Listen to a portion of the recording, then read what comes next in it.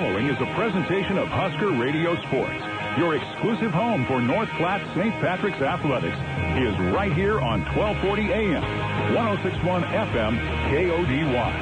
You can also hear all the action at www.huskerradio.com or on the KODY mobile app, available for free in the Google Play or the App Store.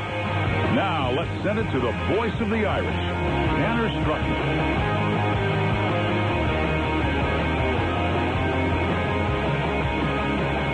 Feels like football weather from Knights of Columbus Field. Our first actual fall football night here from North Platte St. Pat's. The temperature dipping down into the 30s, maybe 20s by the end of it.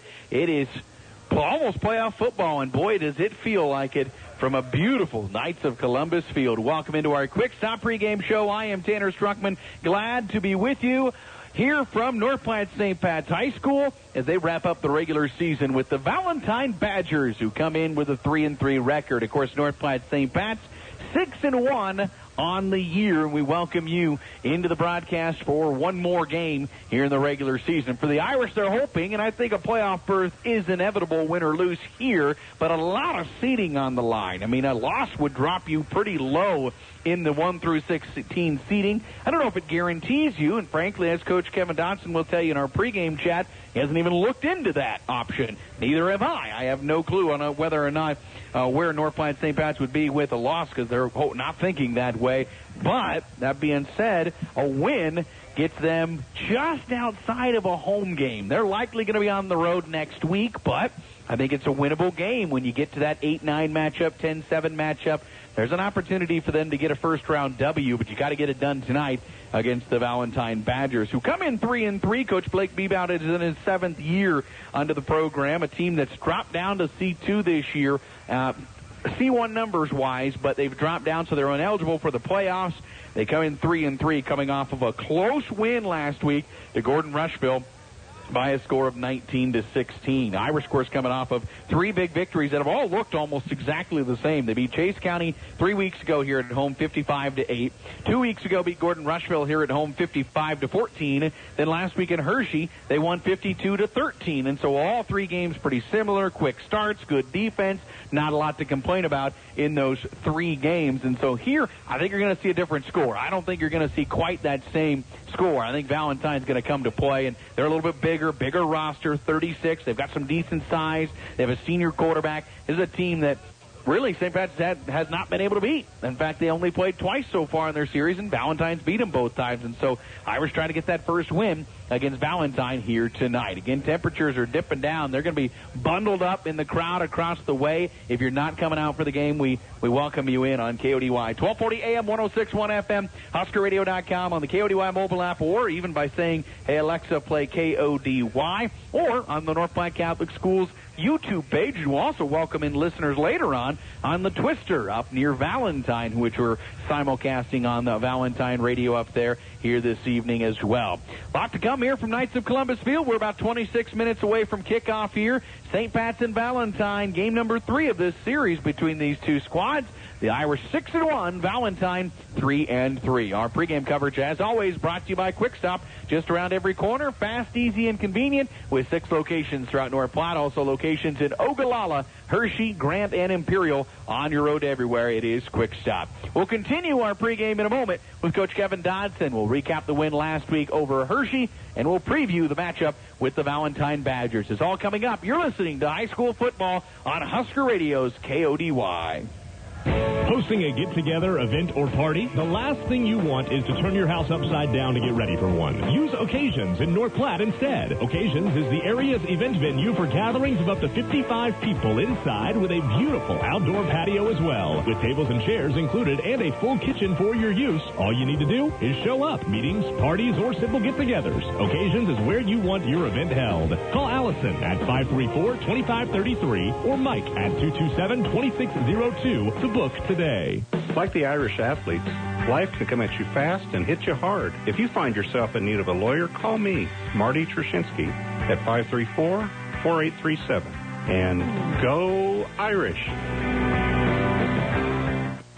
Simplot Grower Solution employees, along with their dedicated team of crop advisors, are here to ensure you get the maximum return from your land, investment, and time. Simplot Grower Solutions is invested in their community. Simplot.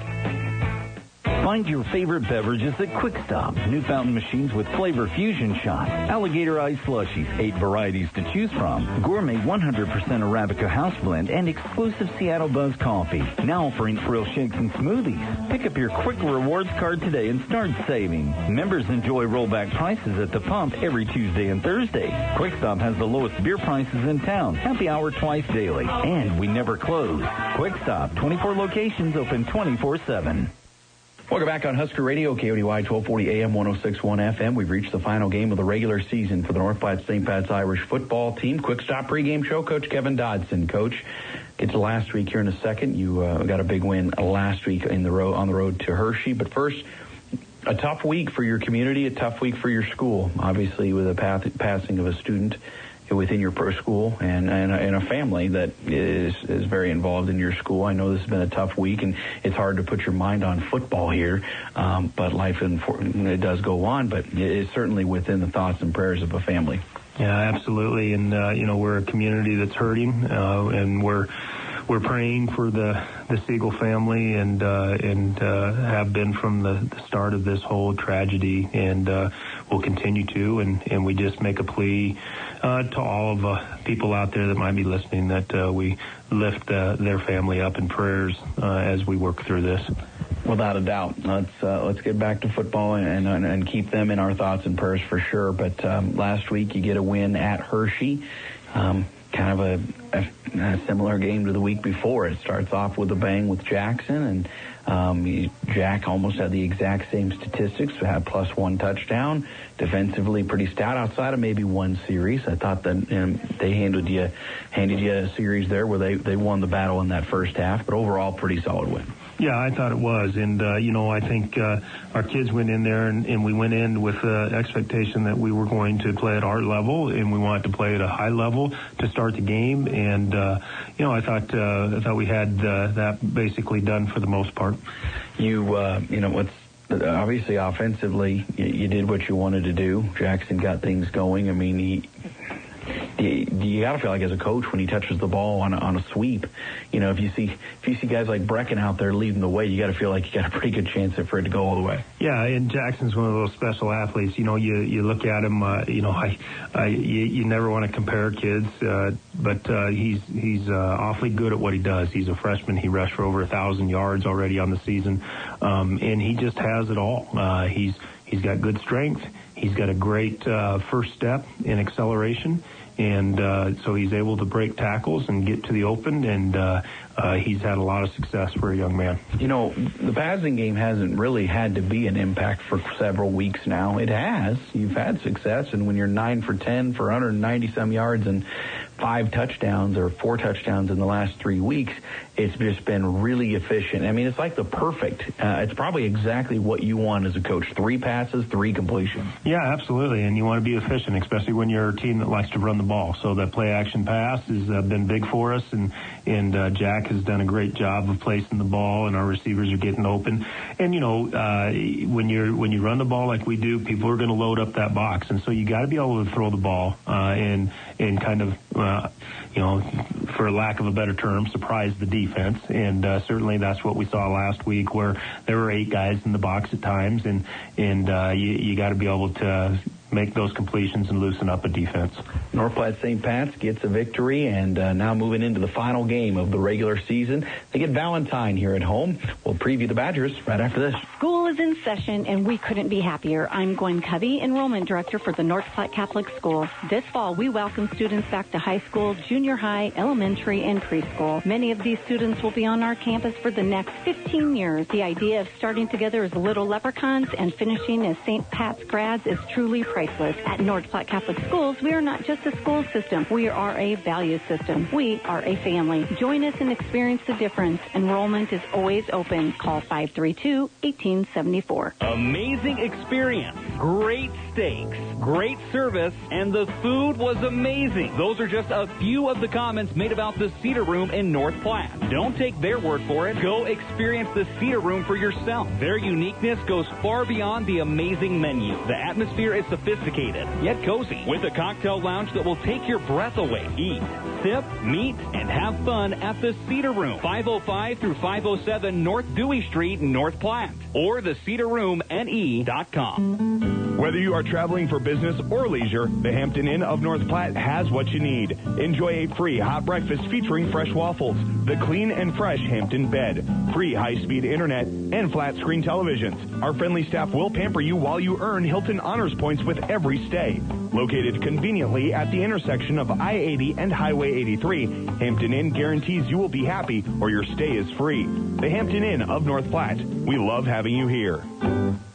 Welcome back on the Quick Start pregame show. St. Pat's at home for the final regular season game. You hope another game later in the year if you can get into the postseason. But Valentine, the opponent, and week nine, final game of the regular season. It flew by.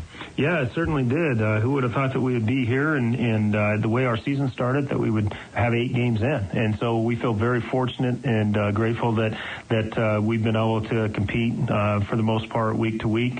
And with that, we've seen some incredible growth in this team, both on, I would say, on all 3 phases of the game. And so, that's really been a feather in our cap, and we're looking forward to closing this regular season out.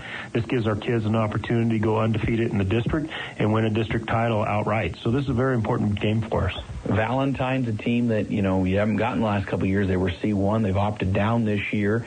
They got a good-sized roster. This is a team that 3, 4, 5 years ago when you played them, they're a really, really good team. They're right at 3-3 right now. They haven't played a whole lot of games. They lost a couple more than you did. But what do you see from the Badgers? Yeah, kind of like what you were just saying. I think they're a team that's just finding their groove, getting their momentum. They got hit by the COVID bug early in the season and lost a few games that way, but they've been able to have a consistent go here lately. So Valentine always brings a good football team to the table. Coach Bebout does a great job. They're going to be a physical team. Their kids are going to play hard, and they're just hard-nosed kids. And so we really have to be on our best and perform well if we're going to have a victory tonight. I saw some spread. I saw some under center. I mean, they can throw the ball without a doubt. I mean, I think 4 picks in the first game, but he's only had 2 since then and thrown for almost 900 yards, so they can pass the ball. Yeah, they certainly can. They have some skilled guys to get the job done, and you throw in a couple of good linemen in there, and they obviously give those guys an opportunity. Defensively, for the most part, we've seen an even front. Sometimes they'll go into an odd front in short yardage or goal line situations, but at this point in the time, when you get to this part of the season, you've seen just about every defensive wrinkle you're going to see. They'll blitz an awful lot and stun a lot to your offense, and the kids just have to be ready for that to make the right line calls. You mentioned the district. This will give you the title, a 3rd straight, if you can get the victory. How hard is it to say, guys, don't look ahead to the postseason because it's never guaranteed. You got to focus on today. Maybe this year easier than others because of the fact that you never know when next week's going to be around. Yeah, absolutely. You hit the nail on the head there. We've had that attitude every week, every game is embrace each week, embrace each game, because you just don't know what's going to be there for you. And as the season progressed, our kids could see that. They could see the number of games that were canceled on Fridays and the number of opportunities that kids have lost throughout the fall. And so, I think there's no doubt in my mind that we'll be ready to go. I'm not sure there's a lot to gain seed-wise for you, but there's a whole lot to lose with a loss. Yeah, right. And as you and I were just talking about earlier, it's just tough to really pinpoint what it's going to look like. And with all the uncertainty of what's going to happen on Fridays, it's just really hard to say what the postseason might look like. But here's the one thing that we do know.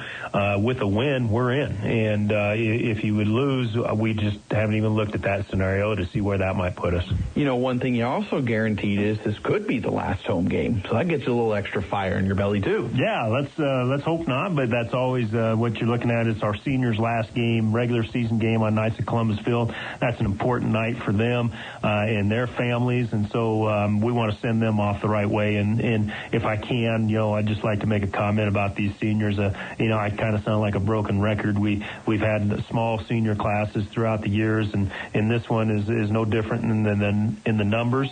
But what a great bunch of young men, great leaders. They just show up every day, do what we've asked them to do, and hopefully they're learning as much about life through playing football and being good leaders. And I just couldn't be more proud of this group of young men.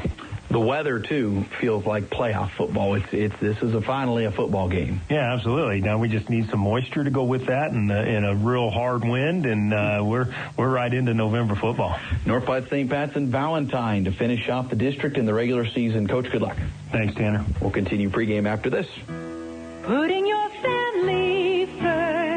At Phelps Family Dentistry, we always go the extra mile for our patients. Whether it's helping them conquer their dental anxiety or helping them achieve the smile they've always dreamed of, our team strives to make sure every patient feels like family. Call 534-4040 to schedule your appointment or visit us on the web at phelpsdds.com. We would like to also wish St. Pat's Irish good luck this sports season. Putting your family first. For thorough news reporting by experienced journalists, read the North Platte Bulletin. Each of our core staff has from 7 to 20 years of experience in news gathering, and our roots go all the way back to the letter to the bulletin that launched the renowned World War II canteen. It's affordable, colorful, and you can keep up with the commissioners, city council, schools, civic groups, sports, courts, and entertainment. Look for the bulletin's news bents in restaurants, too. Connecting with us is as simple as saying, hey, Google, the North Platte Bulletin. When it comes time to honor the life of your loved one, it's all about the relationship. Adams and Swanson Funeral Home will help you celebrate that bond with assisting you and your family with all services, ceremonies, grief support, and pre-planning. Learn more by visiting adamswanson.com or by calling 532-2044. Ollie, you need to clean up your fishing and hunting gear. It's everywhere. I'm out of room. I don't have anywhere to put it. Get some storage at Another Storage. They have sizes for everything. I already have some there. Well, get another. Another Storage, 532-1332.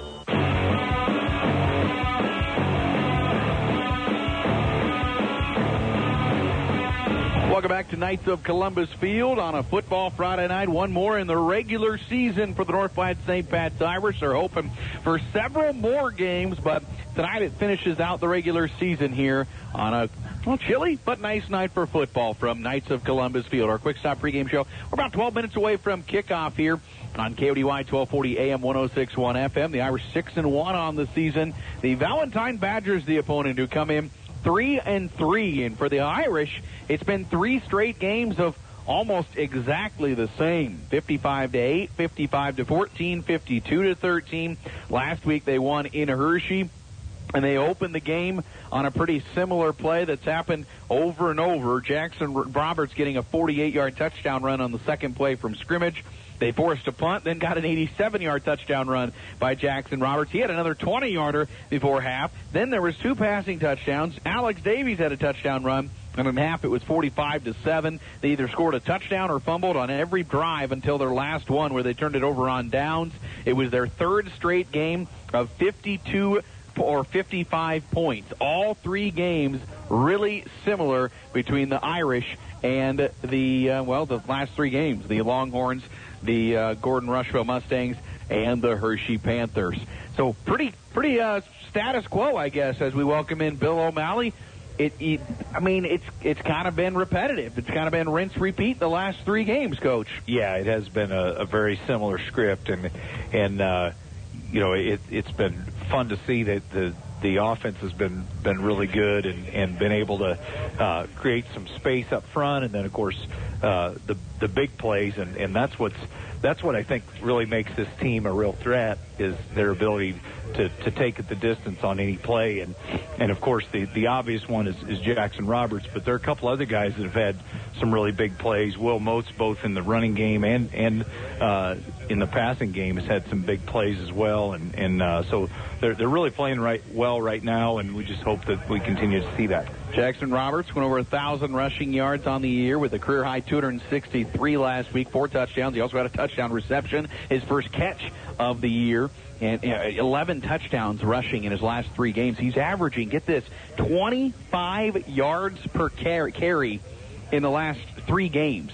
He has 607 yards in 3 games, and he's averaging 25 yards per carry in those last 3 games. So really nobody's been able to stop Jackson Roberts as of late. And the pass game, Bill, has been pretty effective. Small, but I think that's what coaches want. They want a 3 passes a game. 3 for 3 is what Jack Getz has been the last 2 weeks. In fact, those last 3 games, he's 9 for 10 for 197 yards, 4 touchdowns, and no picks. It's about as efficient as the Irish want to be through the air. I know I've mentioned this a number of times through the course of the season and really the past few seasons, but when you have a run-heavy offense like the Irish do, you really expect to get some big plays out of your play action, and that's really what's come to fruition here over the past few games with Jack making some big plays through the air. Irish looking for their 3rd straight district title with a win tonight and looking to go undefeated in the district for a 3rd straight year. They've won 18 straight district games. Last time they lost was to this Valentine team a couple of years ago when they, of course, 2 years off in the cycle. Valentine was C1 the last 2 years, and so didn't have them on the schedule, but back on the schedule here today. And Irish healthy again. They're Justin Troll, Joe Hyrig's both back. They were quarantined. They're both back out there for this team, so this becomes an almost full-strength team next week when Gavin Nutter is back. Likely they should become full strength just in time for the playoffs, and boy, they're hoping for it. They should have their 13th straight year in the playoffs. A lot of options out there. I know we'll talk about this later on, but obviously a win tonight is really what's paramount to look at some of those projections, and they're looking at the Valentine Badgers to try to get that. The Badgers come in 3-3. Coach Blake Bebout in his 7th year with 36 wins in that span. But I've noticed right away, Coach, one of the things that I noticed at warm-ups, and as he gave me the lineup sheet, they're a little shorthanded. Now, this may have started last week. Ryan O'Keefe was their senior quarterback all year, but the quarterback last week for most of the game, I'm not sure if he was injured. I'm not sure if it's a quarantine thing, but they're without him tonight. He's not suited, and Bryson Limbach, we're going to be the quarterback, the senior. He threw 15 times for 45 yards a week ago against Gordon Rushville in their 19-16 win. So a little short-handed is Valentine, and I know on the initial roster they had 36, and I think I counted 26 out there here today. So they're going to be a little short-handed, it looks like, tonight. Yeah, that's right. And one of the things that I think has stood out to me as I've watched their scores through the course of the year is they've been fairly stingy defensively. They have had times where they've struggled to score. So I think that's a little bit the nature of their team. Their 3 wins: Chase County 14-0, Hershey 33-6, and Gordon Rushville last week 19-16. They lost to Crofton 43-7, Bridgeport 2 weeks ago 20-0, and then O'Neill to start the season 25-13. They had a 2-game quarantine break with COVID early in the year, so they've only played 6 games so far this year. So obviously that kind of changes the narrative here, at least on my part here, without a senior quarterback out there who's thrown for over 800 yards and 9 touchdowns. You're going to see a little different group out there for the Valentine Badgers. But this is a team that, in the years that the Irish have played them, Coach, the Irish have lost. And physical team, they're going to play a physical ball game. And, they've had the Irish's number when they played them. 3 years ago when we went up to Valentine and played them, that was really an outstanding team because I know at the time we felt like, and we did, the Irish played an outstanding game, but that was a really physical, big, strong team with some speed on the edge. That was really an outstanding team. Irish lost that one 12-6. They lost here at home 4 years ago, 27-10. Those are the only 2 times they've played against the Badgers, again, who were ineligible for the postseason. They bumped down to C2 here this year, and at 3-3, they're looking to finish off their season strong. Valentine Badgers, again, 3-3. St. Pat's 6-1 as they introduce the Irish. They run onto the field here from Knights of Columbus Field. They're hoping to get another playoff game or a game here at home. Obviously, that would take a win tonight and then a win in the first round of the playoffs, and likely you'd be hosting a home playoff game in the second round if you're lucky enough to get a first-round victory. So it's not out of the water that they're not going to play here at home again. It's going to take some wins, though. Yeah, and I think that's a really outstanding goal for this team as we get into this part of the season, is to extend it far enough to get another home game, and that would really be a great accomplishment. It feels like fall football. It feels like playoff football, for that matter. We're going to pause. National Anthem's coming up. We'll get kickoff between St. Pat's and Valentine coming up after this. Do you want to support North Platte Catholic Schools? One great way is to support the Bargain Bin, a thrift store located at 421 East 3rd Street in North Platte. The Bargain Bin is open Fridays and Saturdays from 10 a.m. to 3 p.m. and sells everything from household items, crafts, clothing of all sizes, including children's, bedding, holiday decorations, antiques, and furniture. The Bargain Bin is completely volunteer ran, and all proceeds benefit North Platte Catholic Schools. Shop the Bargain Bin to support the Irish. Open Fridays and Saturdays, 10 to 3. At Sandhill State Bank, we pride ourselves by working as hard as the customers who walk through our doors. We know the communities, values, and the people of the Sandhills. This allows us to be a more understanding and trusted partner in your financial growth. We offer safe and secure digital solutions through our online and mobile banking. Visit us online at sandhillstate.com or in person at one of our 11 locations. Sandhill State Bank is the most committed brand in banking.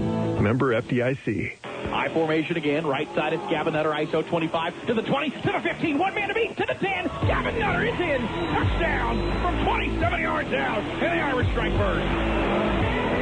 Two to the near side, split out. They'll hand it off. Far side, it's Johnson with the carry. Not much doing. Landon Nichols finishing him off. They will turn, fake it, the runner roll, reverse play, and the Irish up in him in the backfield. Alex Davies run it well. Rolling left, Branch going to throw again. He's going out there for Jack Hess. He's got it to the 15, to the 10. Hess is in. Touchdown. He'll turn. Fessler will have it. He'll spin and nowhere to go. At the 30, thrown back, loss of 2. Snap back to Wallison. He'll throw it out to the flat. It's going to be a halfback pass. We're going to throw it down the sideline. It's a jump ball. It's going to be intercepted by the Irish. Jack Hess has his third INT of the year.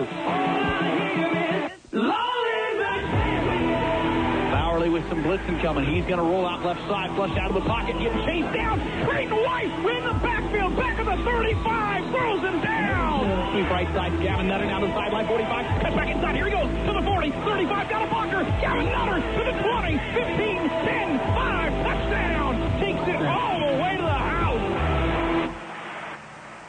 Welcome back to Knights of Columbus Field, 6:57 Central Time. You're listening to KODY North Platte with translator K291BW North Platte at 106.1 FM. Next time you're hungry, head to Dave's Place in North Platte for the best homemade pizza and wings. Dine in, carry out, and online ordering available. It is Dave's Place in North Platte. We also welcome in you watching on our North Platte Catholic Schools YouTube page. We have a cameraman tonight and an alum, Mr. Jory Torres. I think he wanted the heat mainly, but he came up to run the camera on it. He's taking it over. He's doing a good job. And we're also simulcasting on the Twister up in Valentine tonight. So we might have some Badger fans listening in tonight. We welcome you in here this evening. It's a chilly night here from Knights of Columbus Field. I'm sure it is in Valentine as well. 32 degrees here at kickoff. Our temperature going to get down to, by the end of it, 23. Maybe not by the end of this game, but looks like snow's in the forecast for the weekend. Kind of feels like just playoff football, doesn't it, Bill? Yeah, it does. It's truly fall football weather, and it's chilly, but I don't think it's cold enough from a player's standpoint to have a big effect on the game. For fans, it's plenty chilly, but I think the guys moving around, they'll be just fine. I think a few sat home for this one. The stands are not as full. Maybe it's a late arriving crowd, though. I think they were all bundled in inside as long as they possibly could here. They got one more minute on the scoreboard. Maybe they're watching that. Valentine did win the toss. They elected to receive this kick. They're going to be in the white new jerseys, red numerals, gray pants, and the red helmets. St. Pat's in the home greens, gold numerals, gold pants, gold helmets, and quite a few of them with some white undergarments to try to keep warm here tonight as we get down right at 32 degrees. That's pretty much football weather, though. Jack Hess tees it up on the far right side. He'll kick right to left in your radio dial, kicking into the west end zone to kick off the final game of the regular season for the Irish. Irish looking for Coach Kevin Dodson's 165th career win as the Irish head coach. He's trying to get his team into the playoffs for the 13th straight year and the 20th in the last 21 years.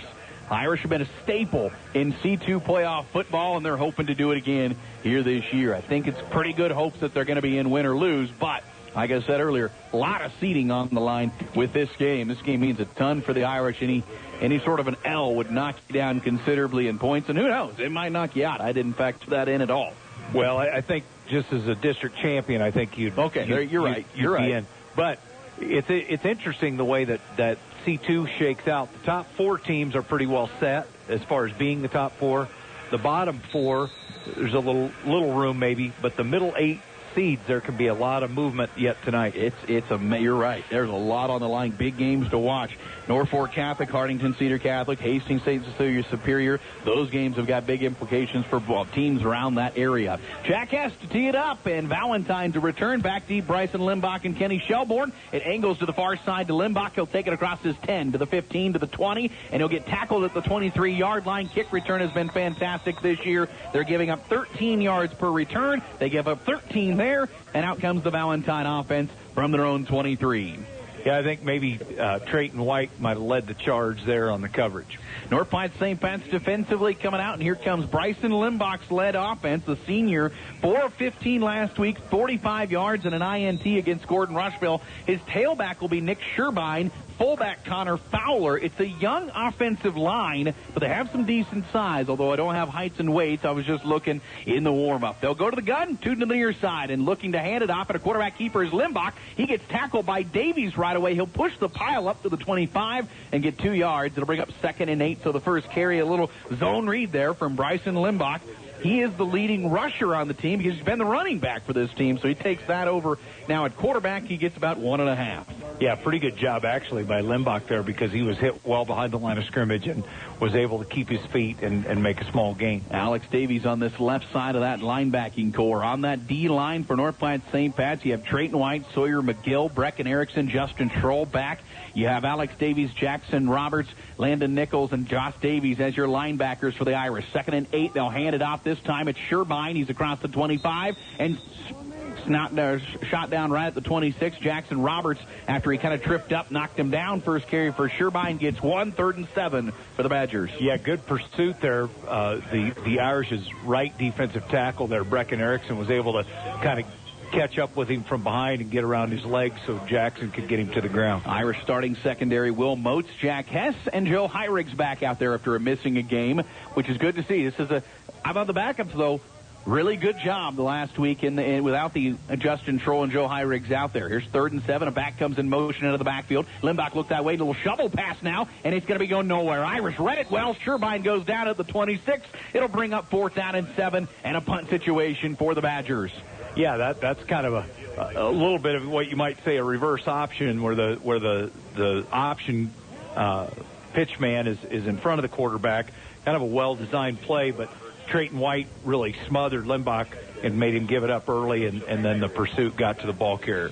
Had nowhere to go after Jackson Roberts bear hugged him. 4th down and 7 and a punt, and out comes Hank Lancaster to punt. Irish send back Joe Heirig's and Will Moats at their own 41. Low snap, but he picks it up. He gets a sidewinding kick out of bounds. This is not going to be a real deep punt. This went well out of bounds. It's going to be easily in Valentine territory, and they will mark this at the 35-yard line. So a rough punt gives the Irish fantastic field position on their opening possession. 9:52 to play here in the first quarter. Yeah, and he wasn't really rushed or anything. He just came off the side of his foot. You see that happen once in a while. So out comes the Irish offense, starting at the Valentine 35. 2 minutes into this ball game, and they bring out the green and gold front line here with Nathan Moats, Landon Nichols, Sawyer McGill, Sam Scholes.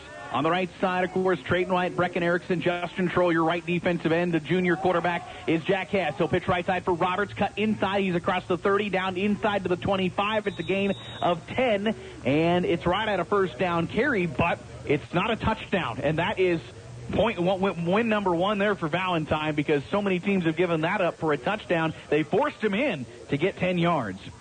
Yeah, and pretty well blocked there, and Jackson was able to make a nice gain, but didn't really get into the open field. I was say, aren't you almost disappointed? Yeah. He got the first down, but he sets the bar pretty high. He does. He's averaging 12 yards per carry on the year. Got 10 there, 1st and 10, down to the Badger 25. Split back left side. It's a handoff. It's Alex Davies. Big hitter. He's inside the 20, down to the 17. A gain of 8 right away before he's finally wrapped it up by Traven Fletcher, a freshman out there. 2nd down and 2 after the gain of 8 for Alex Davies. Pretty narrow gap there, about 2 yards past the line of scrimmage, and Alex did a nice job of almost jumping through that opening and then getting into the secondary and finishing the run strong. Davies averaging nearly 7 yards per carry. He's got 8 rushing touchdowns. Roberts has now 15 rushing touchdowns. They've been a great 1-2 punch the last few weeks. 2nd down and 2 from the Badgers' 17-yard line. 3 minutes into the ball game, under 9 minutes to play for in the first quarter. Quick pitch dive. It's Jackson Roberts off the left side. He's got a first down inside the 15, down to the 10. He'll get 7 yards. It'll bring up first down and goal for the Irish offense. Really well blocked inside trap there for Jackson. That's a play that game to game is a little bit hot and cold for the Irish. They generally run it a few times early, and it has a lot to do with alignment. You have to adjust some if there's somebody over the center or not. Connor Hasenauer bringing the play out for Jack Hess, the quarterback. See if the Irish go through the air. They did that, and have done that early in ball games the last couple weeks through 2 passing touchdowns in last week in the first half against Hershey. They go to a little wishbone offense here for Coach Kevin Johnson. They'll turn, give it right side ISO for Jackson Roberts. Jackson's going to be in for a score. He gets hit right at the line of scrimmage at the end zone, but he's in for a touchdown. His 16th rushing touchdown. This one from 10 yards out, and the Irish grab a 6-0 lead. Really well blocked again there. Jackson didn't really get touched until he was already at the goal line. His, as I mentioned, 16th rushing touchdown, his 12th now over the last 4 games, and he punches that one in from 10 yards out, and on for the extra point is Alex Davies, who's 30 of 32 this year. He's been sensational, 93% in his career. With a good day today, he could get to 100 PATs. This one is up, and this one is through the uprights. 8:21 to play in our opening quarter. St. Pat's 7, Valentine 0. You're listening to high school football on Husker Radio's KODY. Farmers, as harvest gets into full swing, Nebraska Public Power District, together with your local public power utility, reminds you to stay safe around electricity. Stay at least 30 feet from power lines and poles when operating or moving equipment. Use a spotter whenever possible. Inspect power cords and connections. Don't use them if they are worn or damaged, and keep them away from wet areas. For a free harvest safety guide, visit nppd.com. Nebraska Public Power District. Always there when you need us. Thank you, North Platte, for voting Allo Communications #1 in cable provider, internet provider, and customer service in the North Platte Telegraph's Reader's Choice Awards. Our employees focus on being local, hassle-free, exceptional, and honest, giving you the best in customer service. To find out more about our business and residential services, stop by 702 East Francis in North Platte or call 221-6650 or visit allocommunications.com.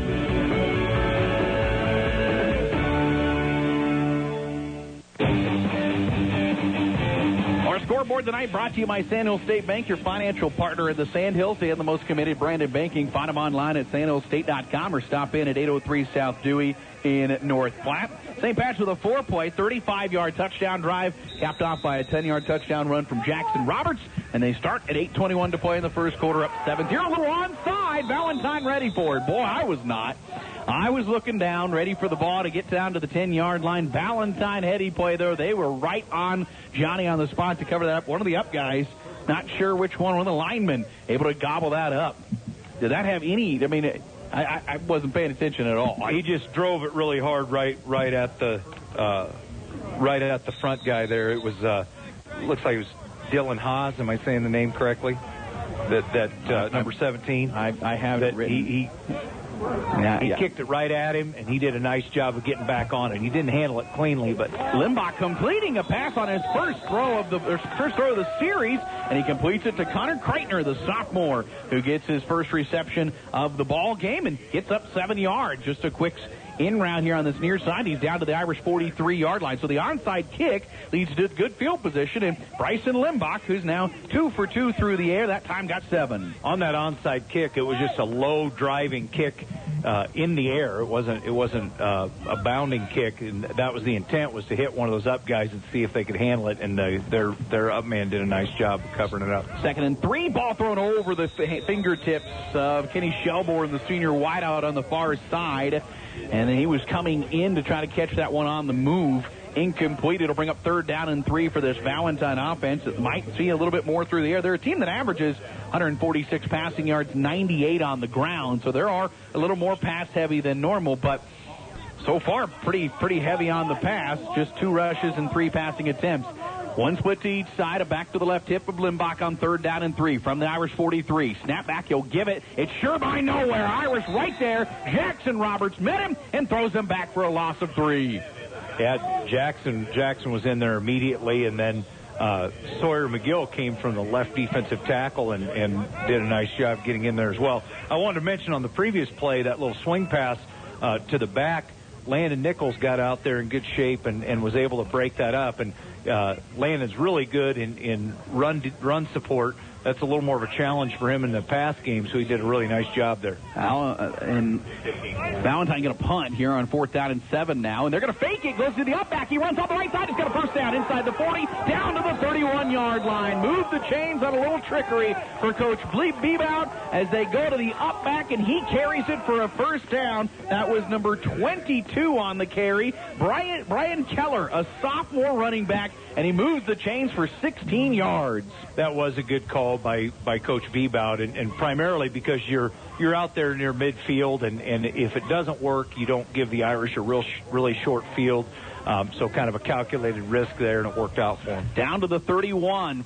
Two split to the near short side, a back on the right and left side of Limbach. There's going to be a false start. They'll blow it dead as the right side of that backfield. Ashton Lurs took a jump first penalty on Valentine. Will back him up 5. Yeah, so they after that's kind of a momentum killer. You get a big play in your special teams, and your coach takes a risk there in running the fake punt, works out, and then you come out and give back 5 yards. That's kind of a momentum killer there for him. One thing Bryson Limbach does have is a lot of targets to throw the ball to. 8 different players have caught passes this year. He's got 3 wideouts so far, 2 to the near side, 1 to the far side. And 1st and 15, back of the Irish 36. They'll run a reverse play, maybe a pass. Looking to run now is number 3, and he's across the 40 down to the 38 before he stood up. That's Connor Kreitner, and that's going to lose a couple. They handed it off right away. Kreitner came from the near side on a little reverse, and it looked like maybe he was going to step to throw that one. Maybe a la Mike Stuntz against Oklahoma in 2001, but I don't know. I would agree with that. It looked like he was trying to find an opportunity to get his shoulders square, look down the field.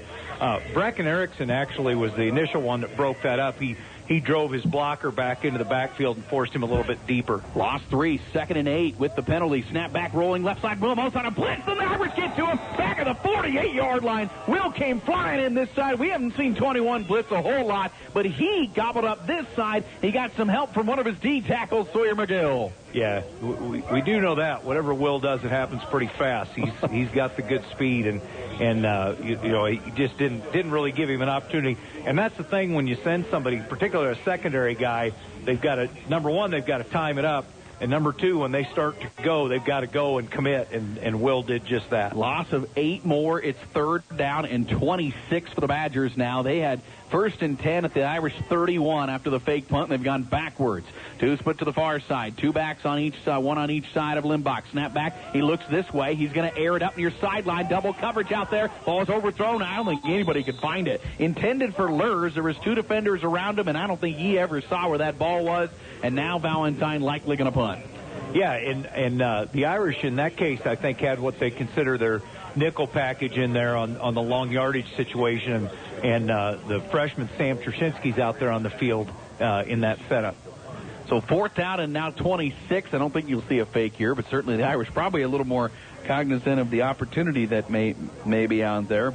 And that's disappointing as a coach. You use that bullet, and it works out for you, and then you're not able to capitalize. 4:48 opening quarter, 7-0 St. Pat. Snap back. Lancaster puts ball to foot, and it's going to be catchable for Joe Hyrix at his 15-yard line. He'll hand it off for Wilmos on the far side, looking for the wall. Gets a big block from Josh Davies down the sideline. 25, there he goes to the 30. Wilmos down the sideline, tiptoeing, and he's pushed out. One man to beat. Just couldn't quite get a hold long enough on that block on the far side, but still, big return by Wilmos all the way out to the 48-yard line. And Jackson Roberts was working on that guy, but there was just so much space there that he couldn't keep him away from the sideline, and he was the last hope, and he was able to force Will out of bounds. Well, you're able to still get some good field position after catching that at the 15. That's a 35-yard or so return here. Irish come out with 4:32 to play in the opening quarter, leading 7-0. They'll come out with I formation. Connor Hasenauer split out to the near side on his own. Alex Davies, Jackson Roberts in the backfield, in front of Jack Hess, who will run veer right. He'll hand it off. Alex Davies slips one tackle to the sideline inside the 45. They'll mark him right at the 44. Should be a gain of 8 for Alex Davies, who's had 2 carries for 16 yards. Yeah, and I think it's really impressive the progress that Alex has made through the course of the season.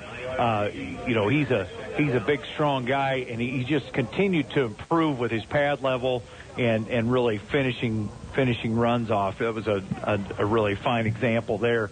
He had a tackler in around his legs and just kept battling and really made a nice run out of it. Got 9 yards they gave him. 2nd and 1 from the Valentine 44. Under 4 minutes to play here in the opening quarter. 3 backs behind. Hess, the power eyes, set they go. They'll turn, fake it, looking to throw. Is Jack Hess. He's going to throw far sideline, incomplete. He threw a little short of Will Mota, I think, on that far side. Had the go man was Justin Troll deep, but he was covered up. Pretty good coverage from Valentine, 3rd and 1. Yeah, I think early it looked like maybe Will had come open. Jack wanted to give Justin a chance to see what he could do down the field. That was well covered. Came back to Will, and he kind of would have had to thread it between a couple defenders. He threw it in a pretty safe area there. First incompletion for Jack in 3 games. 3rd down and 1 here. Irish not great on 3rd downs this year. 23%, although that number improving. Power ride, they'll turn, give it from the 44. Jackson Roberts got a first down, 40 to the 35. Jackson Roberts, 30. There he goes. Puts on the Jets, and he's gone. 44-yard touchdown run for Jackson Roberts, his 2nd of the day. Yeah, the last 2 defenders that had a chance at him looked like they both had an angle, and all of a sudden they didn't have an angle. I guess that speaks to his speed. He cut right through, and you're right. The Jets were turned on in that secondary, and he was gone. 4 carries, 71 yards for Roberts now. Back-to-back touchdown runs from him, and it's 13-0. North Platte St. Pat's with the lead. Alex Davies on to add the extra point for North Platte St. Pat's. Trying to make it 14-0 here at home against Valentine. They're going to fake it. Hess looking to the throw. He goes, and he overthrows his target out there. Slipped down Justin Stroll. Might have threw it a little far for him, and that's the first time the Irish have not converted a 2-point conversion. They were 3 for 3 prior to that. 3:36 opening quarter. St. Pat's 13, Valentine 0. We'll take a 60-second break and be back after this. Oh, Todd. Look, the neighbor parked his RV across the street. Like I want to stare his cousin Eddie look-alike for the next 3 months? Don't be that guy. When you're parking the RV, boat, jet ski, or camper, park it at MDN LLC Storage. MDN is currently adding new enclosed units that are 13 by 50 feet with a 14-foot overhead electric door. With 5 spaces left, these will go fast. Conveniently located at North Lake Road, call Casey at 532-1332 or Mike at 227-2602 to get your spot.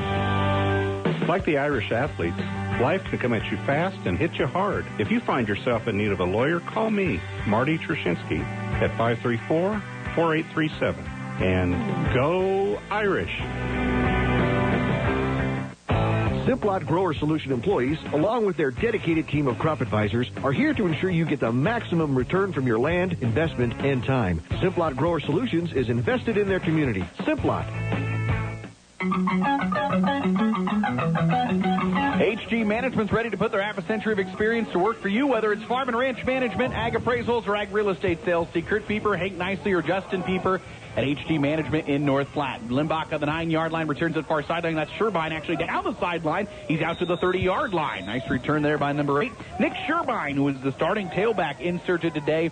Obviously, without Ryan O'Keefe as their quarterback, Limbach moves from running back to quarterback, and Sherbein takes over that role. He's been a pretty consistent back for them this year. Came in with 37 carries. Good return after the 31. 3:31 to play in our opening quarter. Yeah, that was a nice return. It was really kind of a wedge return, and the Irish had that pretty well closed off, and he was able to bounce it outside. Fortunately, Justin Schroll got an angle on him, got him out of bounds. Third possession for Valentine. They throw a little pass out to the flat. Nice catch across the 30 up to the 35-yard line. And tripped down there is Ashton Lurs, who has his first catch of the ball game and first of the year, as he's able to get 4 yards. Tripped up by Jackson Roberts, 2nd and 6.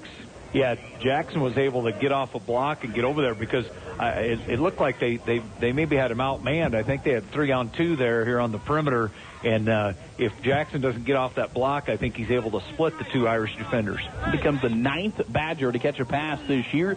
2nd and 6, clock under 3 to play in the opening quarter on the San Jose State Bank scoreboard. Ball in the near hash. Man comes in the backfield into motion into the far side to set up trips. That's Lurs. They will give it to Sherbein off the near side. He's nowhere. Absolutely nowhere to go. Sawyer McGill bear hugs him, throws him down back at the 33, a loss of 2.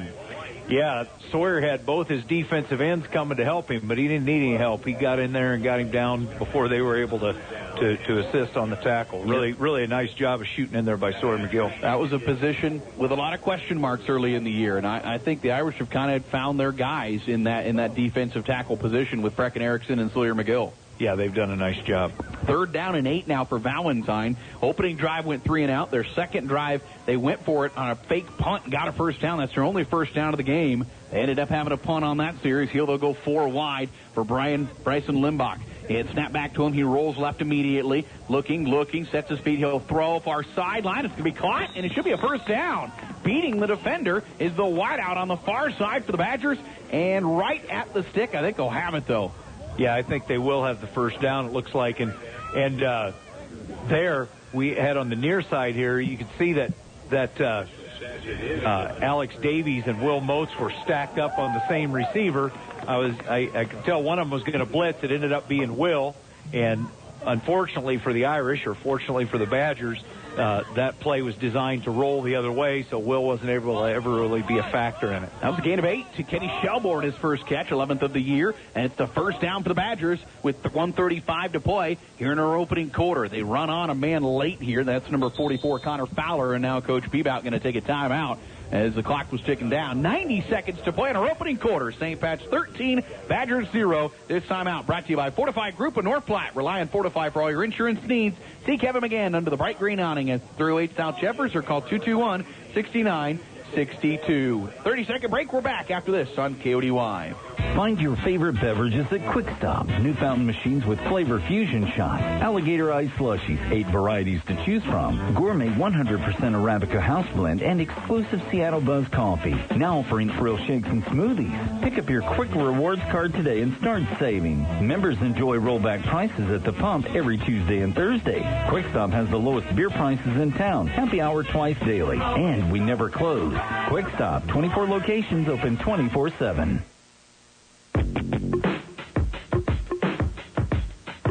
Hey, if you're heading out of town, take your dog to Pazzapalooza, the only doggy daycare facility in North Platte with doggy day camp and overnight boarding. Pazzapalooza is your pet's happy place. Call in advance to book and visit PazzapaloozaPlace.com for more information. First down and 10 Badgers, their second first down of the ball game, moves the ball out to their own 41. This time Limbach rolling right, looking to throw. Now he'll step up, look to run, get what he can. It won't be anything positive. It'll be a negative. Josh Davies ran him down. Going to be back at the 38-yard line at a loss of 3.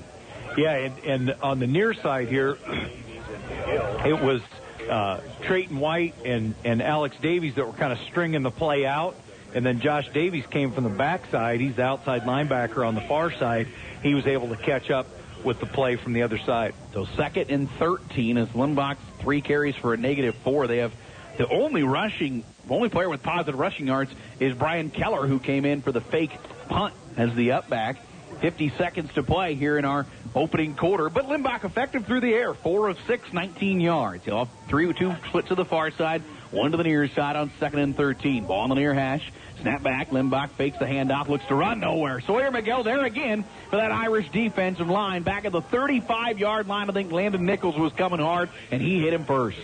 Yeah, if you have the better of it up front, you know, it bodes pretty well. And here in the early going, really on both sides of the ball, the Irish have had the better of it up front. Coach Bebout might look to run out the end of the first quarter, and I think he will. 14 seconds on it, and that will do it, I think, for our first quarter of play here from Knights of Columbus Field. St. Pat's with a 13-0 lead over the Badgers, and Valentine with a 3rd down and 16 to start up our second quarter when we return. We'll take a break.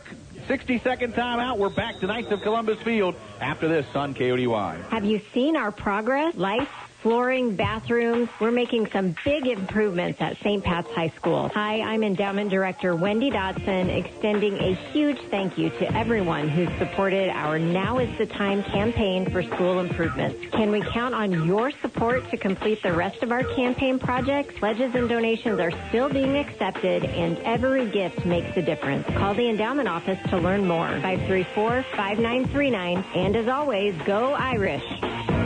Amazing experience, great steaks, great service, and the food was amazing. Those are just a few of the comments made about the Cedar Room in North Platte. Don't take their word for it. Go experience the Cedar Room for yourself. Their uniqueness goes far beyond the amazing menu. The atmosphere is sophisticated, yet cozy, with a cocktail lounge that will take your breath away. Eat, sip, meet, and have fun at the Cedar Room, 505 through 507 North Dewey Street, North Platte, or the Cedar Room ne.com. Third down and 16 coming up for Valentine here, and they flip field. They'll work into the west end zone, right to left on your radio dial. Irish defensively on the left side now, and Bryson Limbach in the gun, back on each side maybe for protection here. Irish looking to show blitz. They'll move one of those backs out. That's Ashton Lurs to the near side with the trips. And Limbach looking, snap back. He's letting up a screen play, trying to get it to Sherbein, but he's not there. Now Limbach looking to run near side at the 25 to the 30. Landon Nichols will spin him down right there. It'll be a loss of about 4 more. That time the Irish did a terrific job. The 3 offensive linemen were out there ready to lead the charge. The problem was Sherbein had somebody pasting on his hip the whole time. He couldn't get him the ball. And actually, Tanner, I think if he'd have thrown the ball late, it would have drawn a flag because they'd gotten downfield. One of the linemen for sure was at least 5 or 6 yards, maybe 7 yards downfield. And Lancaster on to punt as Valentine went backwards after that first down. Here's 4th down and 21. Good snap, good kick. This one's catchable for the Irish. Will Oates will catch it at the 42. This time he'll run. He'll hand it off left side for Joe Hyrix. Far side 45. He's got a wall. Joe needs one man to beat at the 40. Flag comes in. It's coming back. Joe Hyrix going to take it all the way, though. 10-5 touchdown, but there's a flag back at the Irish 43-yard line. Likely all the way coming back. It's an unfortunate flag. It's all the way on the near side of the field. Joe was running about 30 yards away from where this flag was, and if it stands, it's a 55-yard touchdown return, but not too many punt team penalties where this one was thrown, and it will be a block in the back on the Irish. So you wonder where that was called. I mean, where they saw it. I'm trying to watch the replay here, Tanner. I haven't picked it up. I think it's got to be clear back at the beginning of the play. Well, that's about where they caught it.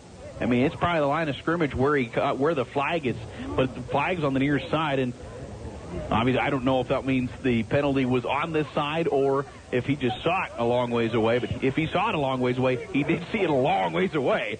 But it's a huge flip. You take away the touchdown return for Joe Hyrix, who has one on the year, and the Irish will back up to their own 33-yard line on the 10-yard penalty. I think the most suspicious block was the kind of the second one in the wall.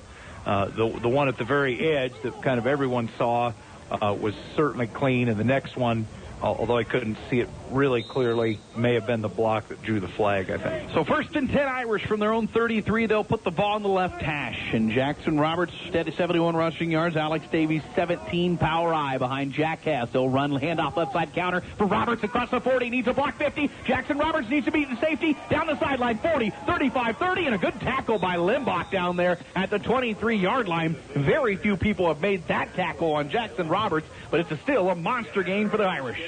Yeah, and he might have gotten into Jackson's ankle or lower leg there. Looks like Jackson came up just a little bit hobbled, but you're right. He's not been brought down in that situation very many times, and he did a good job of giving a little bit of change of pace and then trying to beat him up the sideline. But Limbach really did a nice job of cutting him down there. 43-yard gain. Roberts over 100 yards now, 114 on the ball game. He took it down to the Valentine 24-yard line. Split back behind and a counter pass. Hess looking to throw. He's got men open. He'll throw it end zone. He lays it out. It is incomplete through the fingertips. I think Joe Hyrix, boy, Jack laid that one out beautifully. That was a nice one. It was going to be a difficult catch for Joe, but Jack put it right where it needed to be, led him away from the defender, and it could be that that Joe was a little concerned. He was running out of ground over there. I think he had plenty of room to make the catch, but when you're looking back for the ball, I think he might have thought he was getting pretty close to the pylon and might have gotten distracted by that. So 2nd and 10, Irish 0 for 2 through the air. Have not been able to connect. Now at the Valentine 24-yard line, back to the workhorse. Left side, it's Roberts at the 20. Jackson bounces off a would-be tackler down to the 15. It'll be stopped there. It'll be a gain of 9, 10-13 to play second quarter and a 3rd and 1. Yeah, and I would look for maybe some sort of a power running play here for the Irish. Maybe Alex Davies to pick up the short yardage first down here. Irish 1 for 1 on 3rd downs. In fact, it was 3rd and 1 on the other end of the field, and it went for a 44-yard touchdown run. This time at the 15-yard line of Valentine, leading 13-0 in the final game of the regular season for both of these squads. Irish will come out with an I formation, and Heirig split out to the near side, isolated on his own. 3rd and 1. Hess gets him set. Hess will run veer. Alex Davies left side. First down run. Alex looking for the corner of the end zone. There he goes. Touchdown. St. Pat's 15-yard touchdown run from Alex Davies, his 9th of the year. This veer give there to Alex, very well blocked up front. And Alex put his foot in the ground and cut it just the right time, was able to beat everybody to the pylon. Now, Alex Davies, 3 carries, 32 yards. That was pretty. And once he got to the second level, he was looking for the corner of the end zone. He found it, and the Irish tack on 6 more. And now Davies will try to put the exclamation point on it with the extra point here into the east end zone for the first time tonight. Good snap, good hold. Kick is certainly got the distance. This one is up. And then he's 3 for 3. St. Pat's 20, Valentine 0. 9:36 to play. Second quarter. We're back to Knights of Columbus Field after this. Too many friends and family to stay at your house? Treat them to luxury at the Marriott Fairfield Inn & Suites. They'll enjoy our 32-inch high-definition televisions, free wired and wireless internet, and a state-of-the-art exercise facility. Relax at the outdoor fire pit or visit the hot tub while the kids enjoy the indoor pool. Read your free USA Today newspaper while you enjoy a free breakfast after a great night's sleep. All 2-bedded rooms feature queen-size beds. The Marriott Fairfield Inn & Suites at I-80 and Highway 83 interchange in North Platte. Putting your family first. Are you looking for the right dentist for you and your family? Phelps Family Dentistry has you covered. Dr. Lene Phelps and Dr. Kelly Hansen will make sure your family has the healthiest smile. Whether it's dental cleanings, fillings, same-day crowns, or total smile makeovers. Call our office at 534-4040 or visit us at PhelpsDDS.com to schedule your family's next dental appointment. And go Irish! Putting your family first.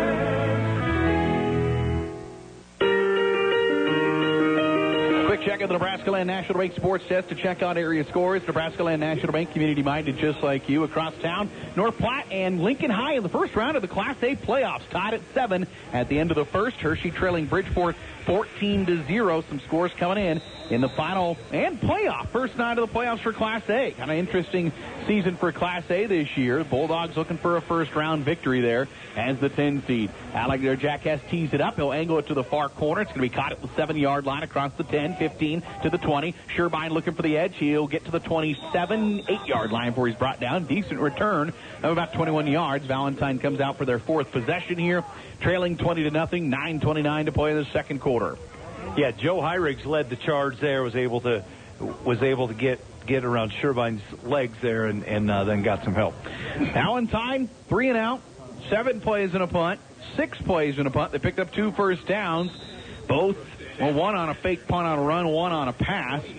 Limbach through the air, 4 of 6, 19 yards so far. He'll go 3 wide and in the gun again. First down and 10 from his own 28-yard line. Ball on the right hash. Working right to left as you hear it on your radio dial. Snap back, fakes a handoff, looks left on a slant pass, throws high, incomplete.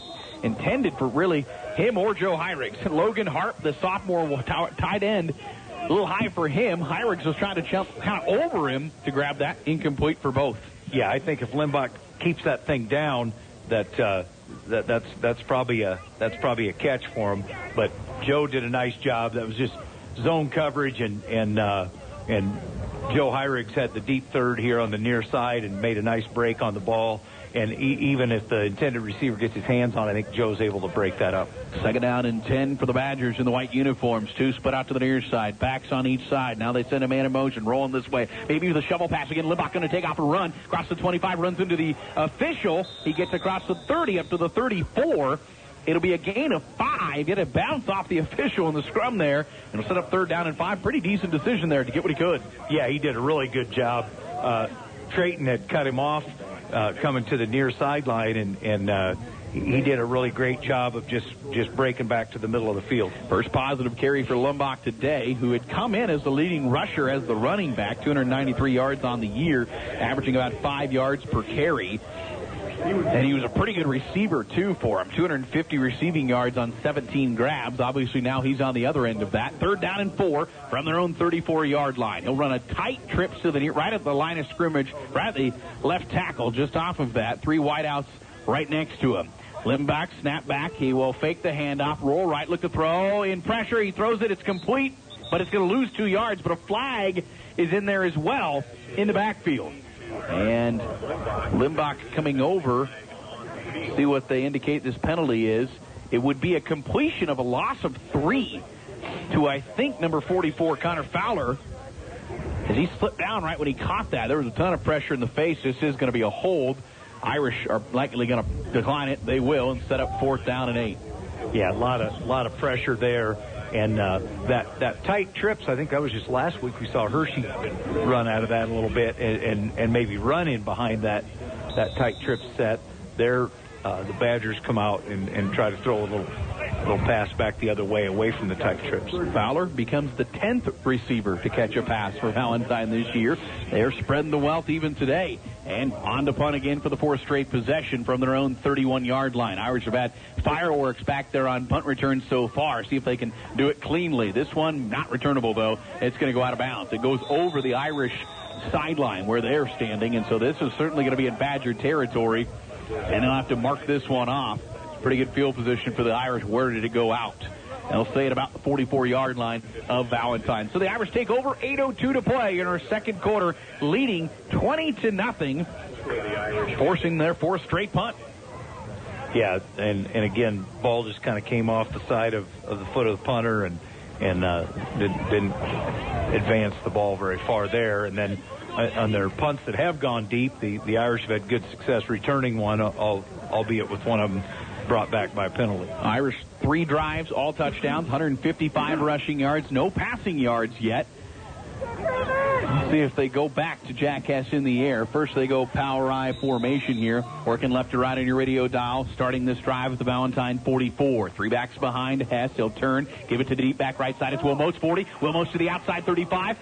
Now starts to take on, put the Jets on. Ball comes out, and I think Valentine might be the last one. It rolled for a long ways. Nobody really could see where it was going, and it's going to be recovered by Valentine. It'll be Badger football. Just one of those deals where Will's kind of trying to cut there, and the defender came in, and I think as he was tackling him, just chopped right through the ball, and the ball just kind of shot out of there. I don't think any of the Irish guys that were down there had a really clean shot at picking the ball up, but it squirted away, and it was all Badgers around it. So a pretty big run for Will, his first fumble of the season, and I tell you, that might be the one negative for this team. That was a 27-yard rush, but a fumble, and here's Limbach right up the middle, nowhere to go. Might have been confusion in the backfield. He's back at his own 14-yard line, brought down, a loss of a couple. Yeah, it looked like Justin Schroll back there made a nice play. So first turnover of the ball game goes to St. Pat's. I mentioned that you could say is about the only negative for this team. They have lost some fumbles this year, haven't thrown a pick all year, so every turnover has been a fumble lost, and it's kind of been a lot of different guys. None of which, very few though, have been in that variety where a lot of times it's been on an exchange. That was just one guy there, but yeah, certainly down the field after a 27-yard rush. 2nd and 13 after the loss. Limbach looking to throw over the middle. Intercepted by Alex Davies at the 15. Now he's to the outside to the 10. Alex Davies looking for the corner. There he goes. Pick 6 for Alex Davies. His 2nd pick 6 of the year. His 10th career turnover as an Irish football player is a big one. Yeah, and the last block that sprung him into the end zone was Jack Hess. There was one more defender back there, and Jack just ran straight at him. The defender actually kind of tried to cut Jack down and create some traffic, but it freed Alex to get into the end zone pretty much untouched there. Man, has he been so good as a defender. That's his 3rd INT this year, his 4th turnover this year as a defender, and again, now he's in double digits in his career. We're going to have a flag fly and an offsides on Valentine here on the PAT. So their second penalty for 6 yards. That'll tighten it up a little more. 7:01 to play in the second quarter. And a turnover after the turnover by Valentine. And Alex on that return, you think just get up the field, but he saw that there was a lot of traffic in the middle as they were trying to kind of throw that middle screen, and there was a big alley to the outside. He broke for it quickly and was able to score. Davies 3 for 3. They will still elect to kick this year. They've already used the shot in the cannon on the extra 2-point fake. Here will kick it. This one is up. This one looks to be true. And it is for Alex Davies. 27-0, I should say. St. Pat's with 7:01 to play in our second quarter. A timeout brought to you by Fortify Group. 60-second break. We're back to Knights of Columbus Field after this. For thorough news reporting by experienced journalists, read the North Platte Bulletin. Each of our core staff has from 7 to 20 years of experience in news gathering, and our roots go all the way back to the letter to the bulletin that launched the renowned World War II canteen. It's affordable, colorful, and you can keep up with the commissioners, city council, schools, civic groups, sports, courts, and entertainment. Look for the bulletin's news bents in restaurants, too. Connecting with us is as simple as saying, hey, Google, the North Platte Bulletin. When it comes time to honor the life of your loved one, it's all about the relationship. Adams and Swanson Funeral Home will help you celebrate that bond with assisting you and your family with all services, ceremonies, grief support, and pre-planning. Learn more by visiting adamswanson.com or by calling 532-2044. Ollie, you need to clean up your fishing and hunting gear. It's everywhere. I'm out of room. I don't have anywhere to put it. Get some storage at Another Storage. They have sizes for everything. I already have some there. Well, get another Storage, 532-1332. Big game from Alex Davies, a pick 6. Now the Irish send it away. And returning for Valentine is Sherbein, looking for the near side this time. He's across the 20, got a room, 25 to the 30. He's at the 39-yard line. Jack Hess comes over and finishes him at the 40. But a nice return by Sherbein, who found a seam on this near side and took it out to the 40. Kickoff return coverage has been a little leaky for the Irish here. But a 27-0 lead here with 6:52 to play in the second quarter. Yeah, I think a couple of the Irish defenders on coverage here on the near side kind of got tied up with blockers, and I don't think saw where the ball was coming. I think it looked like one of our guys there could have slipped off a block and gotten there. I think thought the ball was the other way. Sherbein broke for this sideline. Limbach will go back to the gun after the INT. He's thrown 5 of 9, 16 yards. In the shotgun set, a 1st and 10 from zone 40. He'll give it. A back off the left side, slips down. Loss of 2. Running there was number 23, Ashton Lurs, his 4th carry of the year, and he'll lose a couple, and he just lost his footing. And I think on that, Landon Nichols had really cut off the running lane, and he was going to try to cut back to the inside, and just lost his footing again. But Landon was over there and did a nice job of diagnosing the play. Loss of 1, 2nd and 11. Back to their own 39, 6:25 second quarter. Valentine with a couple first downs, 4 punts, and a pick 6 just a moment ago. Snap back with 2 backs on one on each side. Fakes the handoff, looking to throw over the middle. Now pump fakes, looks to run near side, has some room. Across the 40 is Limbach to the 45, down the sideline 50. Gets a big block, another one late. He tiptoes down the sideline. Did he get out? Yes, he did. Otherwise, he's gone. He houses it, but they're going to say he stepped out at the 25-yard line. Big run, though. He got a couple nice blocks down the near sideline. They'll mark him at the 25. It's going to be 1st and 10 Valentine. Yeah, that was a nice scramble. The pocket started to collapse, and he saw an alley and really broke for it and got 2 or 3 really nice blocks down the field. One of them on Joe Hyriggs that got him clear to the sideline, and then another on Jack Hess. Jack was able to get over there far enough to force him out of bounds. A 35-yard run by Bryson Limbach as he takes it down to the Irish 26-yard line, and it's 1st down and 10 Badgers, 6:04 to play. Clock stopped here, and now Coach Bebout will take a timeout.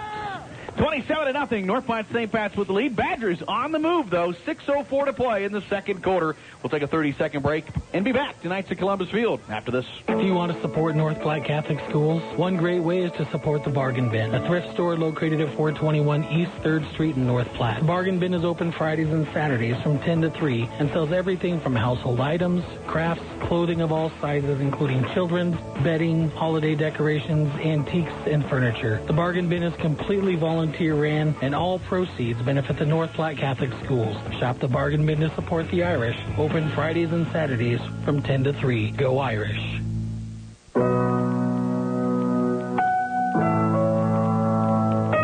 Valentine gets their biggest offensive play of the game, a 35-yard run by Bryson Limbach, who's taken over quarterbacking duties the last 2 games for Ryan O'Keefe, who's a senior on this team. He was actually the leading tackler as well, and not suited up here this evening. And Limbach gets easily the biggest play of the game. Valentine's got a little momentum here. They're down to their Irish 26-yard line. First time they put it in green and gold territory this deep.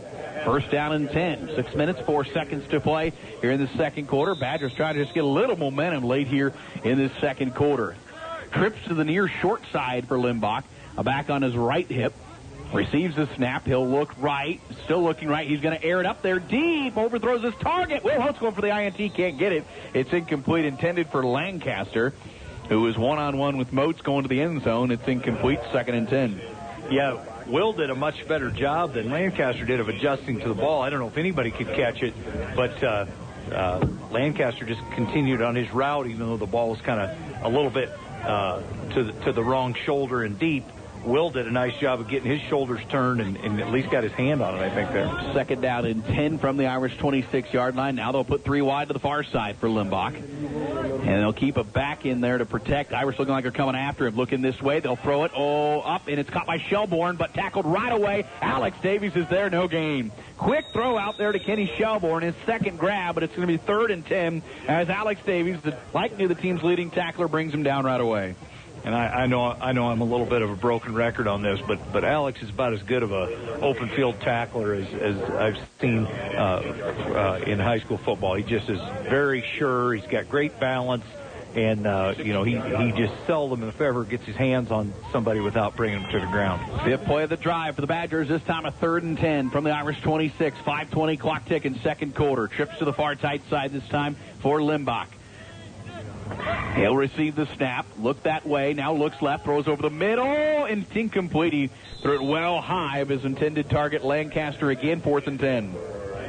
Yeah, that was way too high, and if he puts it down, I think it's a difficult window to get it into. The coverage was pretty good there. And now Valentine, likely to go situation, even that 4th and 10 from the Irish 26. They got to be a little disappointed that after getting the big run, they haven't picked up a yard yet. Yeah, and they've had two big plays that are potentially kind of momentum building and haven't capitalized on thus far. In the fake punt that put them in pretty good shape, and now this the long scramble, and unless they can do something with it here, it hasn't gone very well after that play. 3 to the near wide side for Limbach. 4th down and 10 this time on the right hash.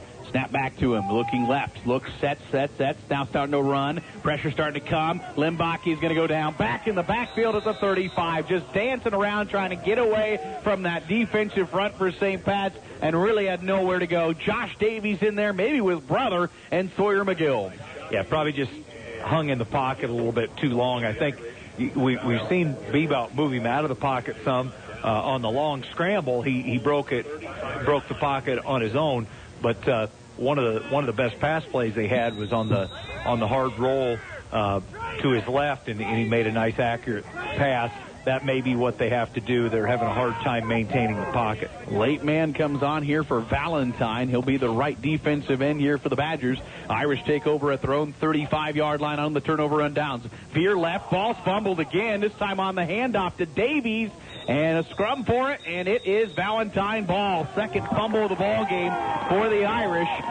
That one, I'm not sure who to blame it on, but it certainly was on the handoff between Jack Hess and Alex Davies, and a fumble at the 38-yard line. Yeah, that time it looked like maybe he was able to get the ball to Alex, but Alex didn't have the ball very long before he got a helmet kind of right in his midsection, and I think that's what forced the ball out, kind of a physical tackle there by the Badgers. And so Valentine takes over at the Irish 38, a gift here.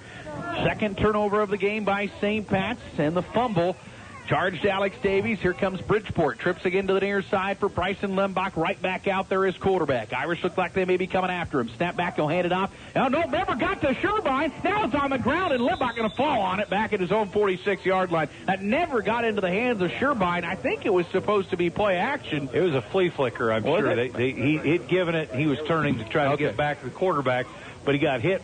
Got hit as he was trying to unload it, and it just barely tumbled back. They were fortunate to get back on top of it. Boy, Coach Bebauch used everything. He's used a lot of the trick plays here today. We've seen reverse. We've seen attempted flea flicker. We've seen shovel pass. We've seen fake punt. That time it lost 8 yards, though. It didn't work. Back in the Irish 46-yard line. Clock running, 4:15, second quarter. Now 2nd and 17. Valentine has put themselves in these situations several times. 4 wide this time. A handoff. It's Lurs. He meets Alex Davies. Nowhere to go. He'll lose 1 or 2. It'll bring up 3rd and a mile. Yeah, excellent pursuit there by the Irish defense. Really smothered that play. And again, I think if it looks to me that if the Badgers are going to have any kind of consistency offensively, they're really going to have to try to roll the quarterback and give him some room. They've been in long distance situations most of this game. This time it'll be 3rd down and about 20. Ball without the Irish 48. They took over after the fumble at the 38, and they've only gone backwards. 4 wide for Limbach, who threw on the game is 6 of 12, but just 16 yards. Ball on the right hash. He'll roll this way. Limbach has time. Now he'll set. He'll go deep. He's going to air it out. He's got a man back there. As a jump ball, it's going to be intercepted by the Irish. No, droppers and a fumble after the catch. Will Moats caught it. They are going to say an interception, and then he fell back on it. He kind of dropped it. I thought maybe they'd say incomplete, but it's going to be an INT for Will Moats at the 10-yard line, and the Irish take over. Yeah, and I think that was the right call. I think Will possessed it, and then and was stripped of the ball as the intended receiver was tackling him, and then Will was able to secure it again. Just doesn't make it quite look as pretty, but you'll take it. Will Moats gets the INT, his first of the year, and Irish offense now with 3:14 to play. All timeouts have 90 yards for pay dirt. Leading 27-0 here. Coming up at halftime, we'll talk with St. Pat's junior Kate Robert, student of the month in the month of October. Then we'll come back and get you halftime numbers here from Knights of Columbus Field. So the Irish, not too often have they been backed up inside their own 10-yard line or near their 10. They'll run the wishbone behind Jack Hess. They'll turn, give it. No, it's quarterback keeper. Now Hess looking to run. He'll take off across the 10. He'll get to the outside and get to the 15-yard line. That was a little disjointed, but he got 5 yards. Clock will tick under 3 to play in the second quarter. Yeah, and Jack pulled that, and it looked to me like maybe that was almost a called or designed pull and option to the wide side there, but as he pulled it, maybe got hit a little bit and lost the handle on it. But he did a good job of cutting it up. We've really not seen Jack run the ball very much. He's done a good job with the decision making and so on, but he's not run the ball too much. 19 carries for 20 yards now. This time 2nd and 5, handoff near side. Jackson Roberts to the outside 25. Here he goes to the 30. Has a convoy, cuts inside to the 45. He'll get tackled at midfield, spun down to the 45-yard line of Bridgeport. Limbach saved another touchdown that would have gone for 85 yards, but a first down. Yeah, that's interesting. It's fun to watch Jackson run. He just does so many things that are kind of almost innate.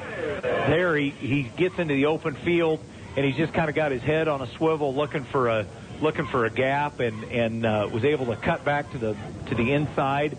And then a defender came up and hit him pretty solidly, but he was still able to spin forward for some additional yards. 39-yard gain up to the Bridgeport or Valentine 46-yard line. Here's a fake handoff. Quarterback boot left side for Jack. So Hess, he's got a lot of room at the 40. Jack to the 35. Takes on a defender. Gets around him down to the 30-yard line. Good run. The best of the year for Jack Hess. That one goes for 16 yards and another first down. Really a nice block on the perimeter there. I'm not for sure if that was maybe Landon Nichols, whoever the pulling lineman was. Whenever they run bootleg, they pull a lineman. Oftentimes it's the center if he's uncovered, but it's an uncovered lineman that pulls, and whoever did that really had a nice seal block there on the far side. Clock at 1:50. Wishbone again. Handoff Alex Davies up the middle, inside the 30, down to the 25, still moving down to the 20. First down run. 3 straight first downs for the green and gold. Power offense down to the 18, a gain of 12. good job of blocking up front by the Irish, and then a good job of pushing and advancing the pile. I think those guys know that Alex is going to keep the ball alive pretty late into the play, and so they kept with him down the field, were able to kind of push the pile ahead with him. Minute 35, Irish working into the Valentine 18-yard line. Sweep right side, Jackson Roberts to the 20. Big block. Here he goes to the 5. He's in. Oh, pancake block. Put that one into the end zone for Jackson Roberts, his third rushing touchdown of the game. Yeah, number of really good blocks there. I think the one you may be referring to might have been Brecken Erickson out here on the near side. Really well-blocked play there by the Irish front. And, again, Jackson just really sees the field well and seems to just cut just at the right time to the right area and got it into the end zone. 18th rushing touchdown of the year for Jackson Roberts, the freshman who went over 1,000 rushing yards last week. He has 180 on 8 carries here today. Snap down, the kick up. It looks good for Alex Davies, and it will be with $1:26 to play in our second quarter. St. Pat's here at home leading 34-0 over Valentine. We'll take a break. This timeout brought to you by Fortified Group of North Platte. 60-second timeout, and we're back after this. At Sandhill State Bank, we pride ourselves by working as hard as the customers who walk through our doors. We know the communities, values, and the people of the Sandhills. This allows us to be a more understanding and trusted partner in your financial growth. We offer safe and secure digital solutions through our online and mobile banking. Visit us online at sandhillstate.com or in person at one of our 11 locations. Sandhill State Bank is the most committed brand in banking. Member FDIC. Farmers, as harvest gets into full swing, Nebraska Public Power District, together with your local public power utility, reminds you to stay safe around electricity. Stay at least 30 feet from power lines and poles when operating or moving equipment. Use a spotter whenever possible. Inspect power cords and connections. Don't use them if they are worn or damaged, and keep them away from wet areas. For a free harvest safety guide, visit nppd.com. Nebraska Public Power District. Always there when you need us. St. Pat's 34, Valentine 0 here on KODY. North Platte St. Pat's here at home. And Jack Hess tees this one up with 1:26 to play. It'll bounce to the 15, picked up at the 10-yard line by maybe not Sherbine, across the 15 to the 20. This time Irish coverage pretty good, up to the 24. I think Shelbourne on the return, out to the 25. Valentine will have 1:19 to work with here in our first half. Yeah, so much better job there. Much better job on the coverage there by the Irish. That was a 5-play, 90-yard drive. That might be the longest drive of the year for St. Pat's. And just power football right there. That was first down. There was a 39-yard run or so in there by Jackson Roberts, but Valentine hasn't. I say given up the big play. They haven't given up the big play, and they've made him work there for 5 plays, but still got into the end zone. Here come the Badger offense under center. They'll sweep left side, little power football to the outside. This time not there. Josh Davies holding on to the ankle of the back, and coming over to help finish him off was Brecken Erickson for North Platte St. Pat's. And maybe Brecken. Carey went to Sherbine, lost 2. Josh Davies with an outstanding play there. There were blockers out there, and he was able to work his way through those blockers, and it looked like they were going to be able to peel him off the runner, but he got in around his legs and did a great job of securing the tackle. You might see most improved player Josh Davies at the end of this year. Boy, he's turned into a really good ball player for this group. Second down and 13 might be the last play of the first half, and Valentine wants it to be from their own 22-yard line. Snap back under center. They'll hand it off. Oh, he met right away is the back. Irish throw him down. Sawyer McGill just met him in the backfield. And Sherbine will lose back to the 20. 20 seconds to go. That might end our first half of play if Valentine would like it to. Those 2 plays going backwards for the Badgers. It'll be 3rd and 15, and they'll click this first half over and go into the break, trailing 34-0 here from Knights of Columbus Field. Halftime here from North Platte St. Pat's. The Irish leading the Badgers 34-0. We'll take a break, come back and get you halftime numbers. We'll tell you how we got to 34-0. And when we return, we'll talk with St. Pat's junior Kate Roberg, who was the October Student of the Month. when we return. Again, your halftime score, 34-0. St. Pat's with the lead on KODY. Thank you, North Platte, for voting Allo Communications #1 in cable provider, internet provider, and customer service in the North Platte Telegraph's Reader's Choice Awards. Our employees focus on being local, hassle-free, exceptional, and honest, giving you the best in customer service. To find out more about our business and residential services, stop by 702 East Francis in North Platte or call 221-6650 or visit allocommunications.com.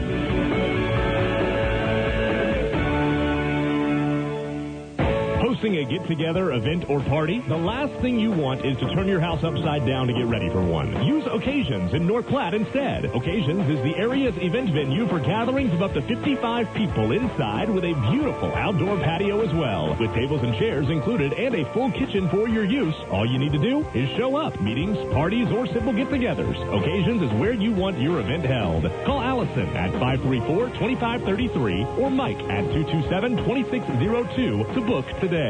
Like the Irish athletes, life can come at you fast and hit you hard. If you find yourself in need of a lawyer, call me, Marty Trushinsky, at 534-4837. And go Irish!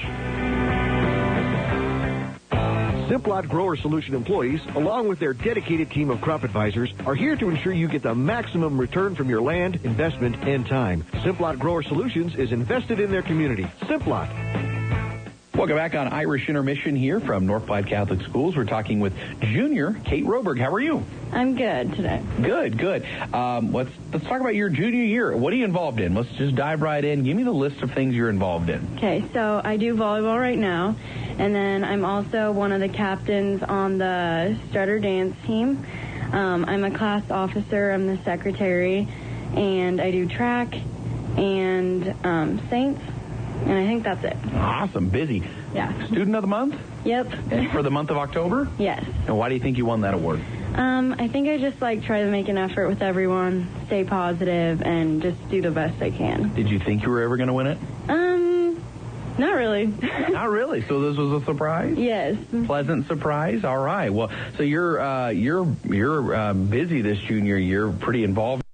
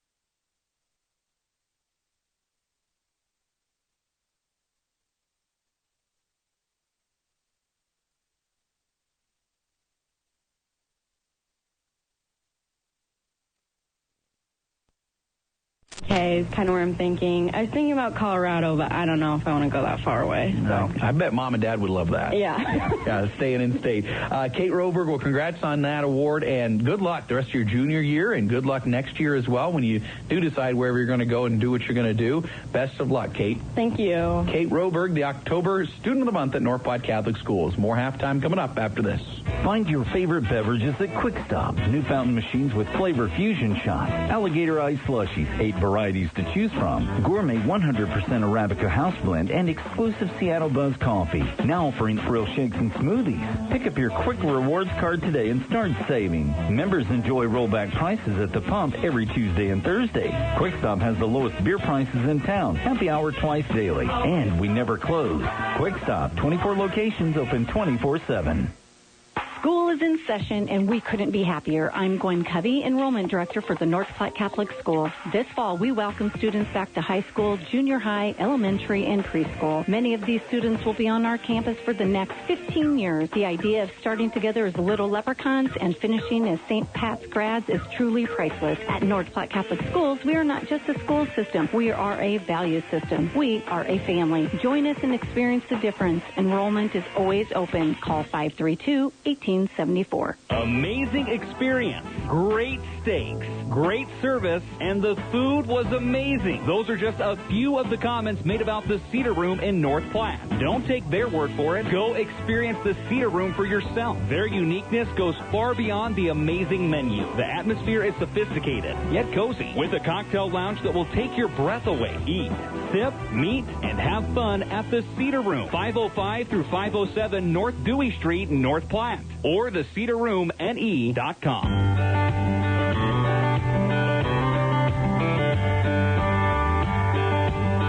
Welcome back on Husker Radio, KODY 1240 AM, 1061 FM. Tanner Struckman with you. It is 8:05 Central Time. You're listening to KODY North Platte with translator K291BW North Platte and 1061 FM. CT Computer Services, just north of Walmart in North Platte, offers Tune-Up Tuesdays, where all-in-shop services are half-priced at CT Computer Services. Technology solved.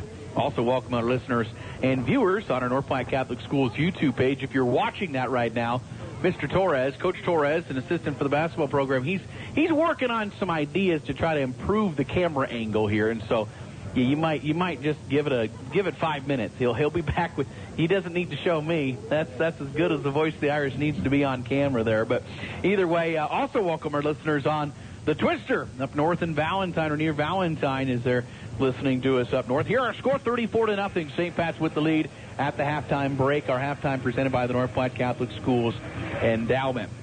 St. Pat's again 34-0. This game started out with a 3-and-out for the Badgers. Irish with 4 plays, 35 yards after the shanked punt, and a 10-yard touchdown run from Jackson Roberts. Valentine fake punted it, got a up back to run at 16 yards, got a first down on the next drive, but then had to punt after 7 plays. Irish went 3 plays, 52 yards. Jackson Roberts, 44-yard touchdown run, made it 13-0 with 3:31 to play in the first. Another punt, 4-play drive that went 67 yards, and a 15-yard touchdown run from Alex Davies made it 20-0. Irish got another 3-and-out, well, fumbled on their ensuing drive. 2 plays later, got a pick six. Might be the play of the game. Alex Davies, a 15-yard pick six to make it 27-0. Irish would fumble on their next drive, but then get another INT, this time from Will Motes, and then go on a 5-play, 90-yard drive, cap it off with a Jackson Roberts 18-yard touchdown run, and that gets us to 34-0 here at Knights of Columbus Field. Your halftime numbers brought to you by Condon Signs of North Platte. Condon's is North Platte's only locally owned full-service sign company, creating custom monument signs, pylon signs, commercial awnings, and they'll service your existing sign. Going into their 30th year of business serving the North Platte area, visit them on the corner of 8th and Vine or at condonsigns.com. St. Pat's unofficially 275 total rushing yards on 16 carries. No passing yards here today. Boy, it must be a 2020. The Snickers have ran out from Coach Kevin Wood. 2020 strikes again. Got the Milky Way here today. We just ran out, apparently. Wow. All right. Anyways, 275 total rushing yards for the Irish on 16 carries. Jackson Roberts, 180 yards. It's his 6th straight 100-yard game. He has 3 touchdowns here in this one. Alex Davies, 5 carries, 47 yards, and a touchdown. Will Motes, 1 carry, 27 yards, and Jack has 2 carries, for 21 yards. Hess 0 for 2 through the air. He laid a beautiful one out to Joe Hyriggs, who couldn't haul it in the end zone. So no completions here in this game. 2 turnovers, couple fumbles lost, 9 first downs, 1 penalty for 10 yards. Meanwhile, for Valentine, 22 total yards, 19 carries for 6 yards, 16 passing yards for the Badgers. Bryson Limbach had the big carry of 39 yards, but he's had quite a few negative plays. So he's at 10 carries for 5 yards. Not all been his fault, but 10 carries for 5 yards. 5 for Nick Sherbein for -9. 2 for Ashton Lurs for -3. Brian Keller on the fake punt got a carry for 16 yards, and Connor Kreitner with a carry for a loss of 3. Limbach through the air, 6 of 13, 16 yards, a couple INTs. He's completed 2 to Kenny Shelbourne for 8 yards, 1 to Connor Kreitner for 7, 1 to Ashton Lurs for 4, 1 to Connor Fowler for -3, and 1 to Hank Lancaster for no yards. 2 turnovers, 3 first downs for the Badgers, with 2 penalties for 6 yards. Those are your halftime numbers here from Knights of Columbus Field, brought to you by Condon Signs. Our score, 34-0. St. Pat's with the lead here at home. We'll take a 90-second break and be back with more halftime after this. Whether you are traveling for business or leisure, the Hampton Inn of North Platte has what you need. Enjoy a free hot breakfast featuring fresh waffles, the clean and fresh Hampton bed, free high-speed internet, and flat-screen televisions. Our friendly staff will pamper you while you earn Hilton Honors Points with every stay. Located conveniently at the intersection of I-80 and Highway 83, Hampton Inn guarantees you will be happy or your stay is free. The Hampton Inn of North Platte. We love having you here. Putting your family first. At Phelps Family Dentistry, we always go the extra mile for our patients. Whether it's helping them conquer their dental anxiety or helping them achieve the smile they've always dreamed of, our team strives to make sure every patient feels like family. Call 534-4040 to schedule your appointment or visit us on the web at phelpsdds.com. We would like to also wish St. Pat's Irish good luck this sports season. Putting your family first. For thorough news reporting by experienced journalists, read the North Platte Bulletin. Each of our core staff has from 7 to 20 years of experience in news gathering, and our roots go all the way back to the letter to the bulletin that launched the renowned World War II canteen. It's affordable, colorful, and you can keep up with the commissioners, city council, schools, civic groups, sports, courts, and entertainment. Look for the bulletin's news bents in restaurants, too. Connecting with us is as simple as saying, "Hey, Google, the North Platte Bulletin."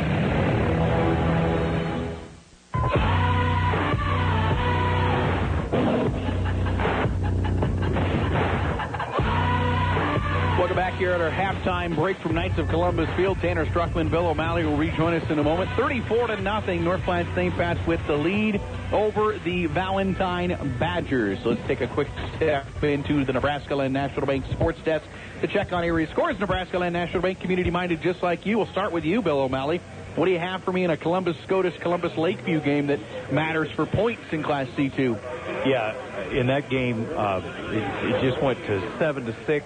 Lakeview's ahead 7-6, and so that'll shuffle maybe a team or two around. That ends the half? Well, it's near the half, but I think they're still late in the first half. North Platte across the way of Bauer Field leads Lincoln High in the first round of the Class A playoffs 19-7. At half, Bridgeport led Hershey 35-0. Haven't seen any scores from Hastings, St. Cecilia, or Superior. That's a game that has a little bit just power points implications for some playoff teams that are right around where North Platte St. Pat's is. Another game that matters is Norfolk Catholic and Hartington Cedar Catholic. I'm not sure that's a game that will really impact St. Pat's at all seeding-wise, but it will play into the C2 big time. Norfolk Catholic 7, Hartington Cedar Catholic 3. Norfolk Catholic could be as low as maybe a 12 seed with a loss, or as high as a 5 seed with a win against the Division I Hartington Cedar Catholic team. And so big one there being played. We'll keep an eye on that. Again, here at the half, it's North Platte St. Pat's 34-0. Hey, we'd like to give a shout-out to the Irish cross-country team today who competed at the state run in Kearney. On not the finest conditions today, Coach. No, it was a little bit tough, but I think the kids, both the boys and girls, put up pretty good times considering those difficult conditions. It's pretty cold and cool weather is really optimal, but when it's really cold, it's hard to get really warmed up and ready to go. But they had a good performances by the teams and a couple of really outstanding individual performances. Kate Stenicky finished in 10th. Jenna Blakely 31st. The girls got 6th overall. Jarrett Miles 14th place, and he broke the overall school record on time. So well done. First state medalist for St. Pat's Boys Cross Country. They placed 8th overall as a team. Also, the Irish volleyball team getting ready for sub-districts this coming Monday. That'll be at South Platte in Big Springs, my alma mater. I'll go to call my first game ever in my alma mater there. And the Irish going to be the 2 seed. They'll take on 3-seeded Minutair Monday night. I believe it's a 7 o'clock Central start. It's the second game of that sub. South Platte's the 1 seed and Kimball the 4 seed. If you win, you play again on Tuesday. And certainly that'll be an emotional day. We really haven't touched on this, but obviously our thoughts and prayers are with the Siegel family, which is a terrific St. Pat's family who lost a family member in a car accident earlier this week. I know being in the school a couple times this week, it's been a much different vibe. It's been a tough week for the Irish community. It's been a really challenging week, and they are an outstanding family, and so it's difficult.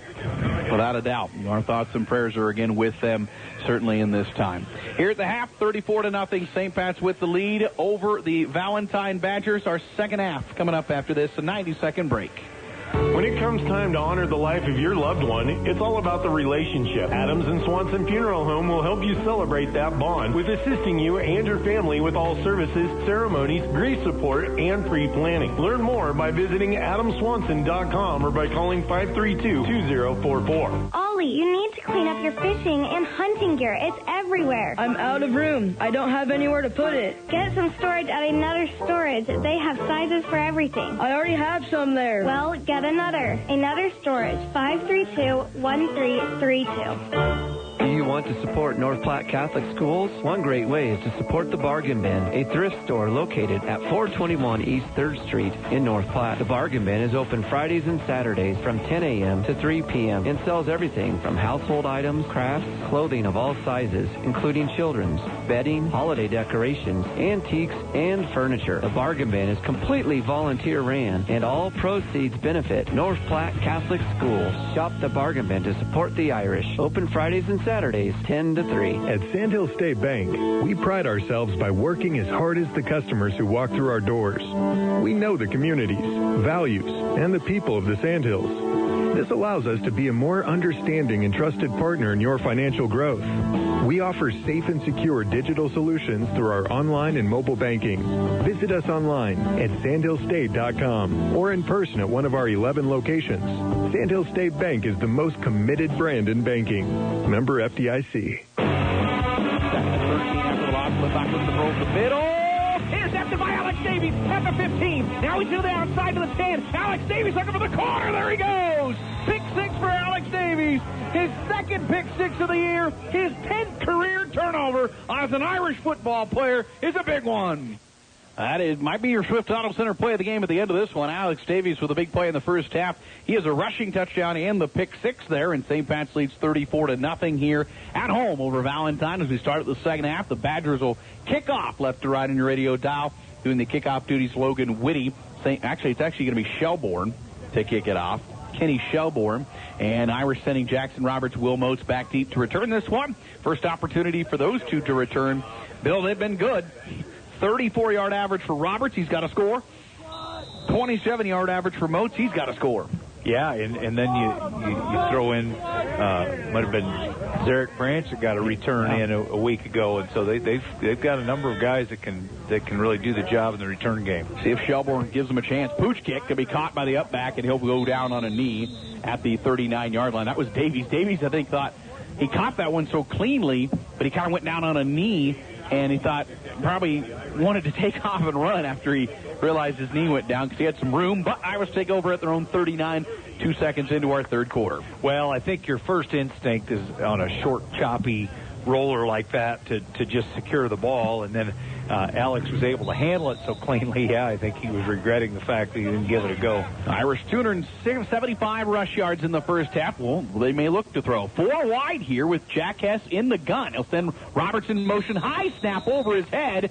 Thankfully, a flag stops it because that went over Jack's head, and Boy, the Irish went 4 wide a couple weeks ago at home and had a fumble on a jet sweep, or not a jet sweep, but a man in motion. That one looked like it might be jet sweep to Jackson, and it wasn't going to work. We'll see if they go back to that or not. 1st and 15 on their second penalty. Yeah, something else we haven't seen is Justin Schroll was flanking Jack in the backfield there. Okay. The tight end was next to him, and when they ran that jet sweep before, that they had put Justin in motion. He's back there again now. Oh, see if they go with the same play. Jackson Roberts is the inside man. No, they're not. They're going to throw. Looking left, Jack Hess throws over the head of Jackson Roberts. He was looking at about the 42-yard line. Jackson got his first catch of the year last week in a touchdown reception. Yeah, and if you'll remember, a very difficult catch. Really had to be a touch pass from Jack because he kind of had to flip it over top of the defensive front. But then Jackson had to make a nice adjustment underneath it, get his head kind of turned around and catch the ball high over his head. So a good connection a week ago. Pass game has been extremely efficient. Jack was completing 73%. He's 0 for 3 here in this game. Here's 2nd and 15. 4 wide again. They'll send Roberts in motion across. Snap back. They'll hand it off. No, quarterback keeper for Jack Hess up the middle, up to the 40-yard line to the 41. A gain of 6 or 7. And trying to get maybe just Jack the ball, show defenses something different with his running ability because he just hasn't been able to get it going. His 3rd carry for 27 yards today. Yeah, I think that maybe was kind of the same play design to some degree as we saw with the fumble play where there was just some confusion and motion.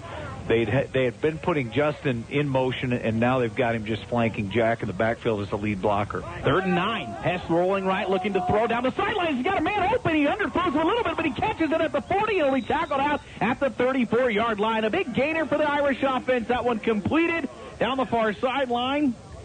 Yeah. Who do you have on the reception there? Will Motes. I just couldn't quite tell. But a first down, but Jack Hessel's slow to get up in the backfield there.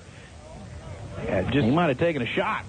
Yeah, I think he did. It looks like a leg issue. I'm not for sure, but really a well-placed ball. You know, it did hang Will up a little bit along the sideline, but it was between the short cover man and the deep cover man, and Jack just kind of lobbed it to him over there in between the two and made the connection. 25-yard completion to Will Motes. But what will it mean for Jack Hess, who goes to the sideline a little gimpy? They might be just cautious here in this one and say you're probably done for the ball game. 1st and 10 down to the Valentine 34-yard line. 1st down and 10. Alex Davies takes over the quarterbacking duties. The senior, quick pitch right side for Roberts at the 35, down to the 30, 25-yard line to the 20, to the 15, to the 10, and tackled by Shelbourne inside the 5. Late tackle. There might be a penalty on that tackle as well, either horse collar or face mask. It's going to be 1st and goal either way for the Irish. Yeah, I think you're right. It had to be involved the tackle in one of those two ways. But we mentioned at halftime, we've seen more of Jackson getting tackled in the open field than maybe we have all year. They've hung in there and made some late tackles on him. Normally, when he's gotten in the open field all year, he's been able to finish it with a touchdown. But credit to this Badger defense, they're hanging right in there and pursuing him, and they've been able to get him on the ground late, although after a large gain. 27-yard gain. It was a horse collar tackle, so that'll move it down to around the 3-yard line for the Irish offense. Valentine has 3 penalties for 9 yards. A couple of them have been half the distance to the goal. And so 1st down and goal for the Irish. 10:55 to play here in the 3rd quarter. Leading over Valentine 34-0, and try to punch one more in here early in this 3rd quarter. Split back behind Alex Davies, taking over for Jack Hess after the injury. Veer left. It's quarterback keeper. It's Alex Davies to the outside, a race to the corner, and he's got the score. Touchdown. What a nice play. Great fake. He got all of them beat except for one man, and then Alex just beat him to the corner. Yeah, I think Alex is trying to decide, do I beat him to the pylon or just square my shoulders and go straight in? I think he probably scores either way, but he was able to beat the defender to the corner. 5-play, 61-yard drive capped off by Alex Davies. And what a weapon that is. You know, we've talked about Alex so much this year, but a guy with a lot of experience, a backup quarterback. Yeah, he is, and he's a good runner, and so they gave him a good opportunity there to finish the deal. His second rushing touchdown, he adds the extra point as well. St. Pat's leading Valentine 41-0. 10:34 to play in our third quarter. This timeout brought to you by Fortify Group. Rely on Fortify for all your insurance needs. See Kevin McGann under the bright green awning at 408 South Jeffers or call 221-6962. A 30-second timeout. We're back after this. Farmers, as harvest gets into full swing, Nebraska Public Power District, together with your local public power utility, reminds you to stay safe around electricity. Stay at least 30 feet from power lines and poles when operating or moving equipment. Use a spotter whenever possible. Inspect power cords and connections.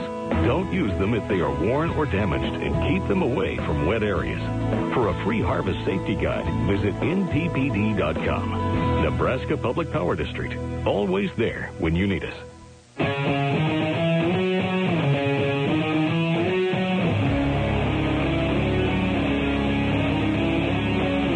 HD Management's ready to put their half a century of experience to work for you, whether it's farm and ranch management, ag appraisals, or ag real estate sales. See Kurt Pieper, Hank Nicely, or Justin Pieper at HD Management in North Platte. Quick score update in Class C2. It is Norfolk Catholic 14-10 midway through the third.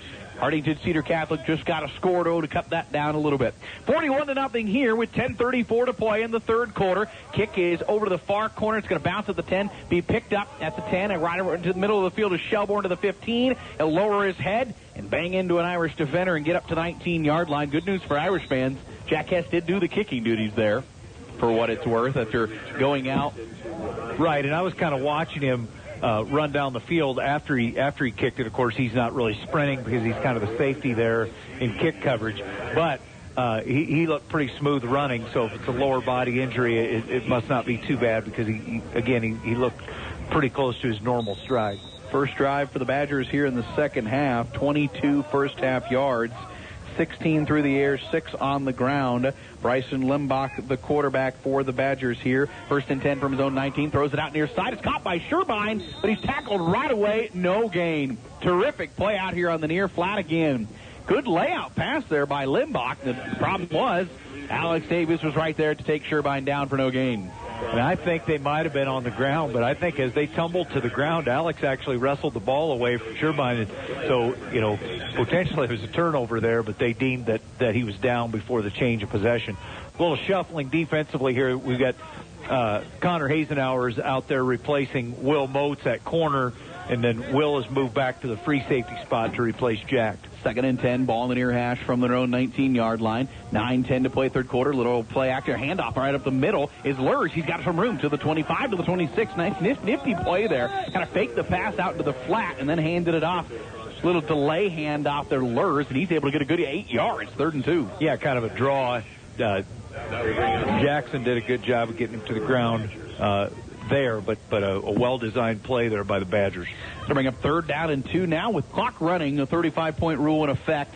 It's 8:42 here in the third quarter. Limbach will go under center on 3rd down and short. He'll turn. He'll sweep left side, looking for the edge of Sherbein. Sherbein dancing right to the line of scrimmage and thrown back.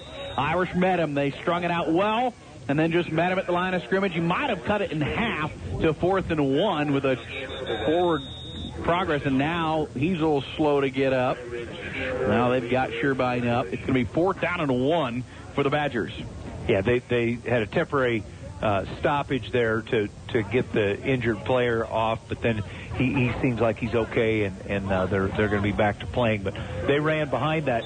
The time before they ran that trips and then maybe ran a swing pass the other way, away from the trips receivers. There they just ran toss sweep right behind the trips receivers. Looks like they brought out a different group. Limbach is on the sideline, so it looks like it will be a punt for the Badgers. From their own 27-yard line, Irish going to send Will Moats back deep by himself here. Snap back, and the punt. Low kick. It's going to bounce at the 50, pretty much die 2 yards deeper at the 48-yard line. That's where it'll be touched by the Badgers. And St. Pat's takes over at their own 48-yard line. Clock with 7:25 to play. Third quarter leading 41-0. Yeah, no chance for return, no chance to catch that. And Not a real long punt, but certainly all net as there's no return on it. What a terrific job by the Irish defense. You know, they've had tremendous games, but they haven't pitched a shutout this year, and they've given up, you know, in the last couple games, a drive maybe that you think, how'd you give that one up? And, you know, getting picky, and they've pitched a shutout, and they've pitched about 20, maybe close to 30 total yards for Valentine so far. Yeah, when you were recapping the statistics at halftime, I was just shocked there was that few yards. I thought of a couple bigger plays they had, but the Irish have taken them for so many negative plays that it's negated much of that. Second group's out there. Josh Davies, the quarterback, hands it off right side for Zarek Branch. He'll get to the 50 before he's pasted down. Nice tackle by the Badgers, bringing him down. It is number 22. I think that's Keller, who had the big rush earlier on the fake punt. Well, it looks like Thomas Gale is out there along with Zarek Branch, and then as you said, Josh Davies under center. I think they have most of the first unit line out there with that second group of backs. Kind of like that. Let this group kind of operate behind the starting line. That was Zarek's 12th carry of the year for 45 yards. 2nd and 8, ball right at midfield, working right to left. We're halfway through the third quarter here at Knights of Columbus Field. Pro set behind Davies, the quarterback. He'll run a quick pitch right side for Branch. Branch across the 50 to the 45. Branch got a first down to the 40. 10-yard gain. Move the chains, Irish. They'll move it down to the Valentine 40-yard line. Outstanding kick-out block there by Brecken Erickson, and then Zarek was able to just cut right off his backside and get up the field. I'm sure there were some other good ones, as there was a nice alley there, but the most obvious was the kick-out there by Brecken. We got Sam Trushinsky and Matthew Phelps are the ones that are shuttling plays in now from the wing spot. Back under center is Davies. We saw him carry the ball quite a bit. I think you'll see that here today. He had 27 rush yards last week and looked really good. 1st and 10 at the 40. Here's a handoff left side. Branch again inside the 40. He'll kind of push the pile. Nice physical run. He's down to the 34. That was a 6-yard gain. He got met at about the 38-yard line. Branch is not known for necessarily his power, but he used it there for 6 yards. Yeah, he's pretty powerful for his size. There's not a lot of weight there, but he's a pretty explosive guy. And then Thomas Gale, his fullback, was able to kind of get into that pile and help him push it ahead, I think. 4:49, third quarter. Irish leading 41-0 here at home over Valentine. Looking to go to 7-1 to end the regular season and get into the playoffs for the 13th straight year. 2nd and 4 as the outright district champs. Here's a quarterback boot for Davies. Right side. Valentine read it all. He's going to lose the yards that Branch had gotten and be 3rd down and 9. Nice play by a Badger who read that one pretty well and got in there. It'll bring up 3rd down, and we'll call it 8. Again, with that bootleg, you've always got one pulling lineman, and the difficult thing is if you have a defensive lineman that shoots across the line of scrimmage hard, forces you to cut up, and it's hard to get a block on that if they really come across the line of scrimmage really hard like they did there. No chance really for Josh. He had to try to cut back and nothing there. 3rd and 8. Pro set behind Davies. Wing back left this time. Quick pitch dive. And the handoff to the back gets down to the 35. It'll be a gain of 3. Is that Zarek again? And a late flag comes out. Maybe a little extracurricular stuff by the Badgers, it looks like it might be. The Irish are clapping, and they might get an automatic 1st down on what would have been 4th down. They will. Personal foul on the Badgers. And just maybe a little frustration here late. You know, you're struggling offensively, and just kind of a frustration penalty there. I didn't exactly see what happened, but it was a long way behind where the ball was. Yeah, I think it was back where the quarterback was. I think Davies kind of got taken down because I think maybe one of the interior linemen for Valentine thought he had the ball, and then maybe it was something a little extra after the fact, but it's a penalty down to the 20-yard line. It'll be a 15-yard penalty. 4th on the Badgers today, and it'll be St. Pat's 1st down. I think pretty much still have the same setup up front in terms of personnel. We've got, of course, that next group of skill guys in there, but the line up front I think is the same. It looks like Sam Shinsky coming into the game here. So 1st down and 10 at the Valentine 20.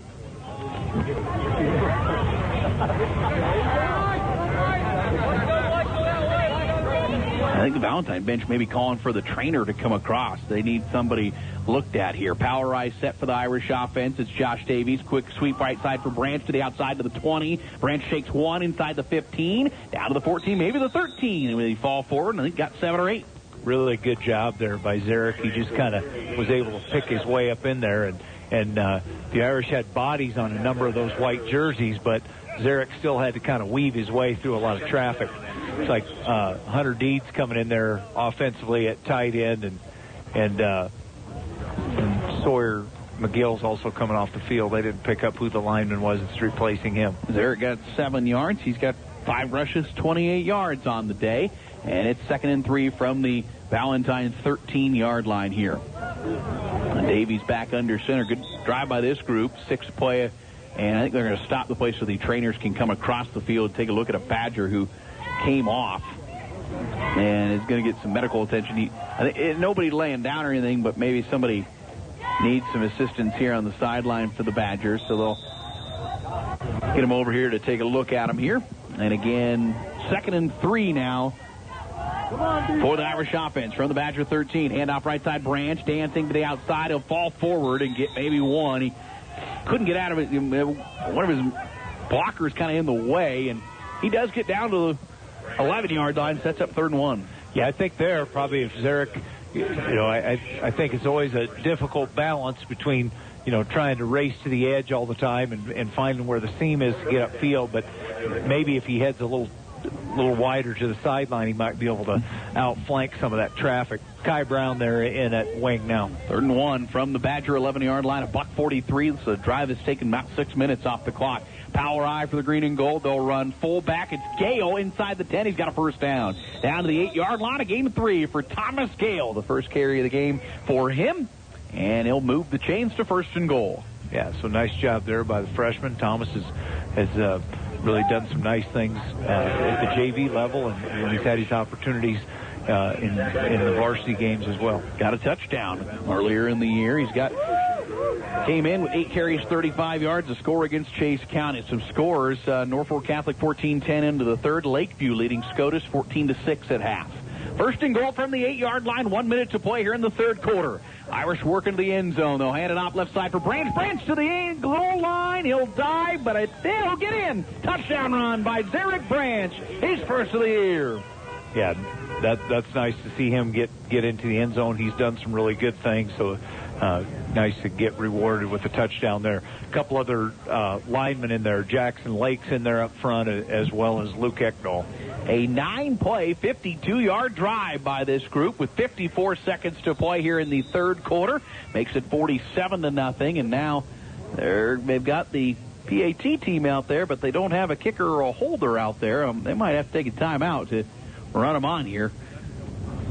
They still don't have anybody coming on. Now Josh Davies running on. Maybe Will Moats coming on to kick this. Yeah, hand is up. They're going to have to hustle. They're going to probably have to make this from another 5 yards out. Yeah, there's the check countdown, and it will be a delay of game without a doubt. And there it is. So the delay of game, I was trying to make it a little tougher on Will. Well, I was going to see if Will was going to trot out there and go ahead and put the tee down on the ground 5 yards back in anticipation, but he went ahead and waited for the flag. Yeah, there was no rush. And there was no look for a timeout. I think the Irish knew they were getting a penalty there. So we'll see if Moats can tee this one up. 0 for 2 on the year on PATs. Snaps decent. The hold is really good by Josh Davies. Pretty good kick there by Will Moats. That one's up and in. And with 54 seconds to play in the 3rd, our score, St. Pat's 48, Valentine 0. We'll take a 60-second break and come back with the final minute of this 3rd quarter after this. Thank you, North Platte, for voting Allo Communications #1 in cable provider, internet provider, and customer service in the North Platte Telegraph's Reader's Choice Awards.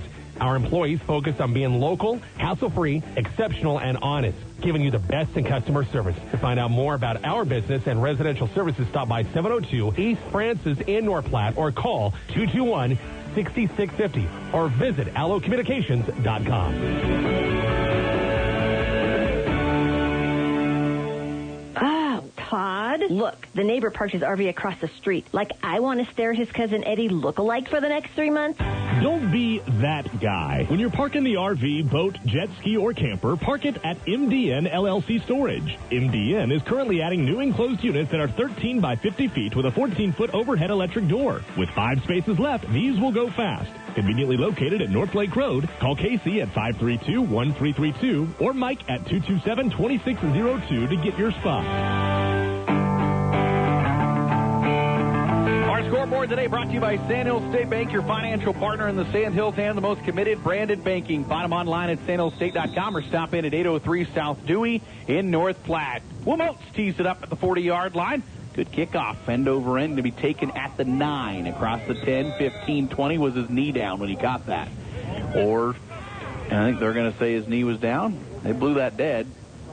Well, they let it go, and then I think the white hat there recognized that, yeah, he had popped his knee down. And they're marking it ball. Yep.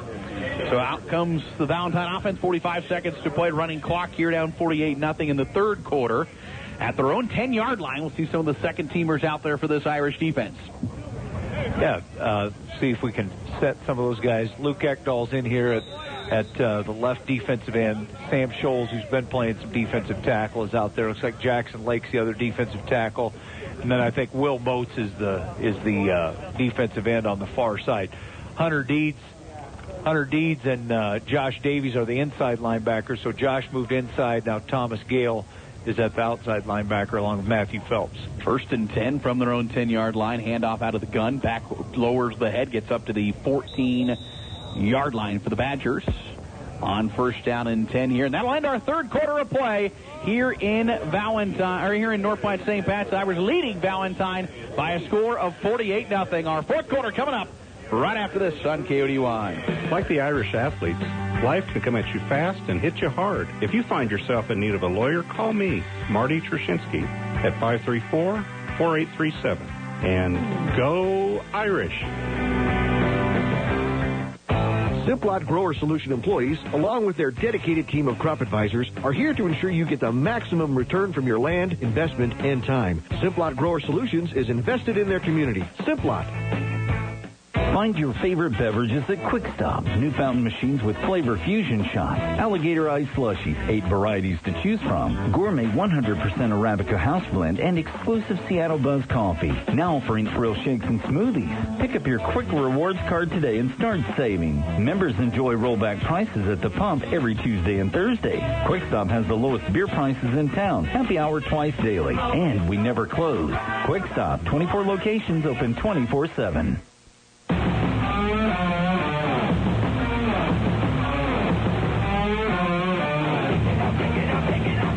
Gain of 3 for Valentine on their first but last play of the third quarter. They go to the fourth quarter, 2nd down and 7 from their own 13, trailing 48-0. They might have some new personnel out there. 4 wide for the Badgers in the shotgun set. Snap back, and it will be a handoff right side. Keller, ball game out. Irish were close to it, but I think Valentine gets back on it. It'll bring up, or did the Irish recover that? I think the Irish recovered that. I think the Irish did. Nobody ever pointed. Yeah. Everyone must have just... It was obvious, I guess. They all knew who had it, evidently. Yeah, I have no idea who recovered the ball, but the Irish take over at the Valentine, I think, 14-yard line. The ball kind of shot forward. I don't think the back ever actually got it cleanly. It looked like it just maybe came from his midsection right down his legs and came forward, and the Irish were able to get on it. Delay here to get the Irish football out there. Jackson Braithwaite. I said Jackson Roberts. Jackson Braithwaite on the sideline wasn't on his game getting the game ball out there, but they got it now out to the 14-yard line of Valentine. Irish take over here after the fumble lost, I think, by Keller. Looks like Jaden Klein's in there at the left tight end, and Sawyer McGill's in here on offense along with Ben Melton, it looks like. Davies under center for this Irish offense. Quarterback boot needs a block to the outside. He'll get around the defender to the 10, lowers his shoulder. He's down to the 1. Physical run. Boy, you like the way Josh runs the ball. He put a physical finish last week at Hershey on a defender. There he got 14. It'll be 1st and goal. Both facets of that run. he really had to hump it to get to the outside. He was able to beat him to the edge, and then finished, as you said, with a really physical hit right down there near the goal line. First down, and it makes it first and goal at about the 1 yard line for this second group for North Platte St. Pat's. Second play. Thomas Gale in the backfield, along with Zarek Branch for North Platte St. Pat's. And they'll go with maybe Wishbone here with Sam Trushinsky in the backfield. Josh Davies under center, quarterback sneak, and with the push, he should have it, he will. Josh Davies is into the end zone for a touchdown, his first rushing touchdown for this year. Yeah, he just kind of piled it ahead there, got a good surge from his line, and then got the pile pushed a little bit by those guys in the backfield, Thomas Gale and Sam Trushinsky, and was able to work his way into the end zone. And now Will Moats on to add his second extra point. 54-0. St. Pat's with the lead here. Davies will do the holding duties. He did a good job of catching the last one. It wasn't quite on point. This one much better. Good snap, good hold, good kick, too. It's up and through. 55-0 our score. 9:50 to play in this one. We're back tonight to Columbus after a 60-second timeout. Have you seen our progress? Lights, flooring, bathrooms. We're making some big improvements at St. Pat's High School. Hi, I'm Endowment Director Wendy Dodson, extending a huge thank you to everyone who's supported our Now is the Time campaign for school improvements. Can we count on your support to complete the rest of our campaign projects? Pledges and donations are still being accepted, and every gift makes a difference. Call the Endowment Office to learn more. 534-5939. And as always, go Irish. Amazing experience, great steaks, great service, and the food was amazing. Those are just a few of the comments made about the Cedar Room in North Platte. Don't take their word for it. Go experience the Cedar Room for yourself. Their uniqueness goes far beyond the amazing menu. The atmosphere is sophisticated, yet cozy, with a cocktail lounge that will take your breath away. Eat, sip, meet, and have fun at the Cedar Room, 505 through 507 North Dewey Street in North Platte, or the Cedar Room ne.com.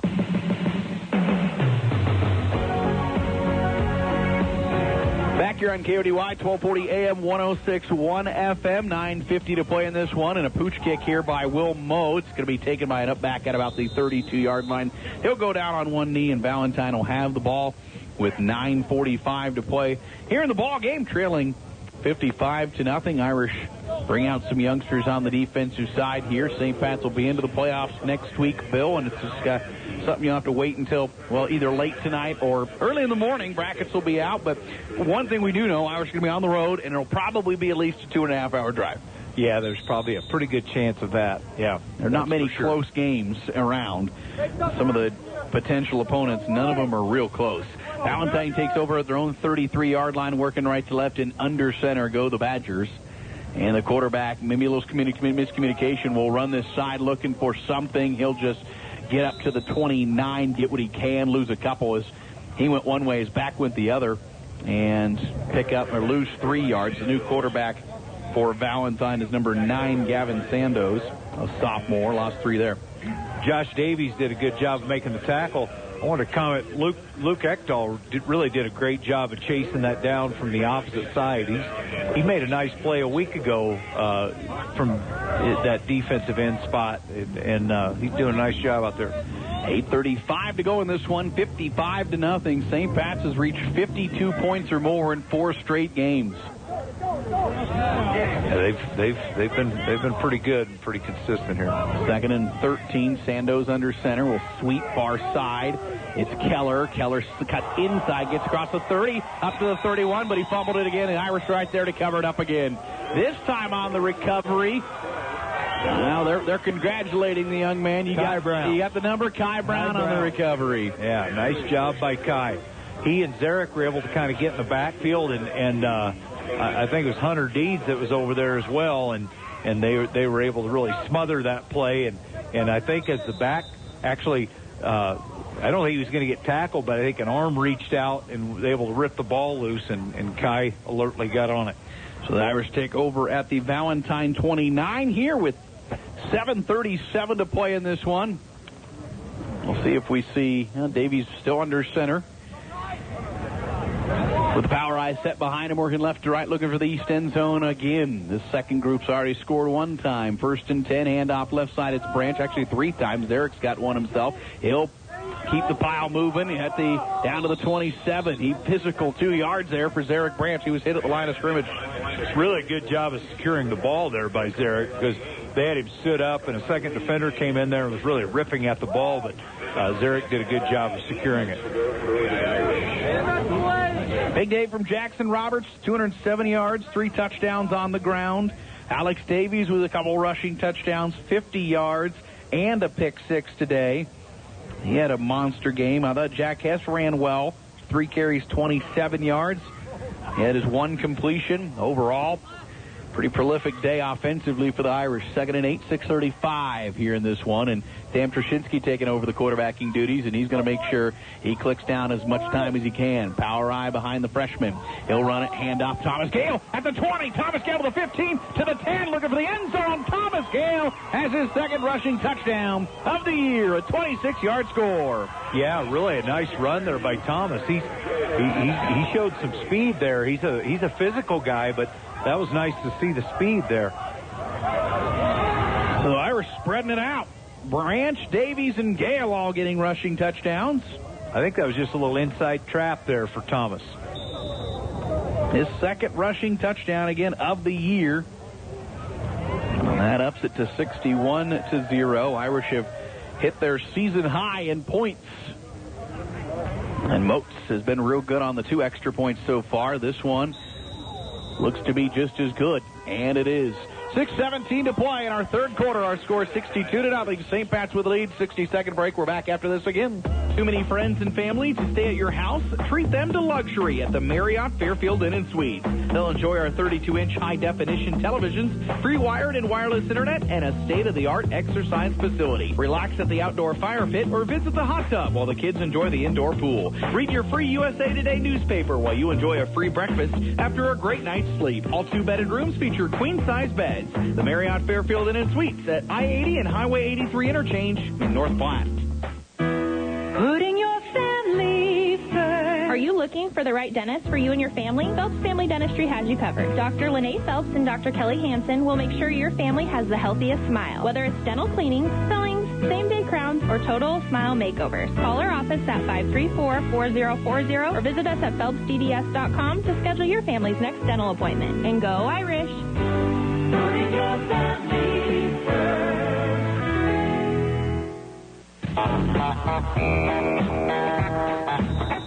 Palooza's North Platte's only doggy daycare facility. Bring your dog to play with other dogs for the day or let them stay for overnight boarding at the Red Roof Building on Halligan Drive. It's your pet happy place. Here's a pooch kick by the Irish, picked up by Fowler. Get back, and his knee will go down after he picked that one up. Valentine will have it 6:15 to play here in the ball game from their own 33-yard line.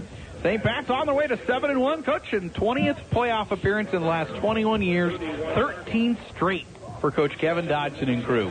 Yeah, really an impressive stretch here, and I think it's good to see, that the Irish are really playing with a lot of confidence, and I think playing at a really high level right now, and so it'll be exciting going into this next week, no matter the opponent. 1st and 10 from their own 32-yard line here, 31 about where they marked that for Valentine. Sandoz looks like he's back under center for the Badgers. He'll turn and run a end around. Back gets it off the near side up to the 39. Nifty play there. Sandoz spun around, gave it to the wing back on the far side and got 9 yards.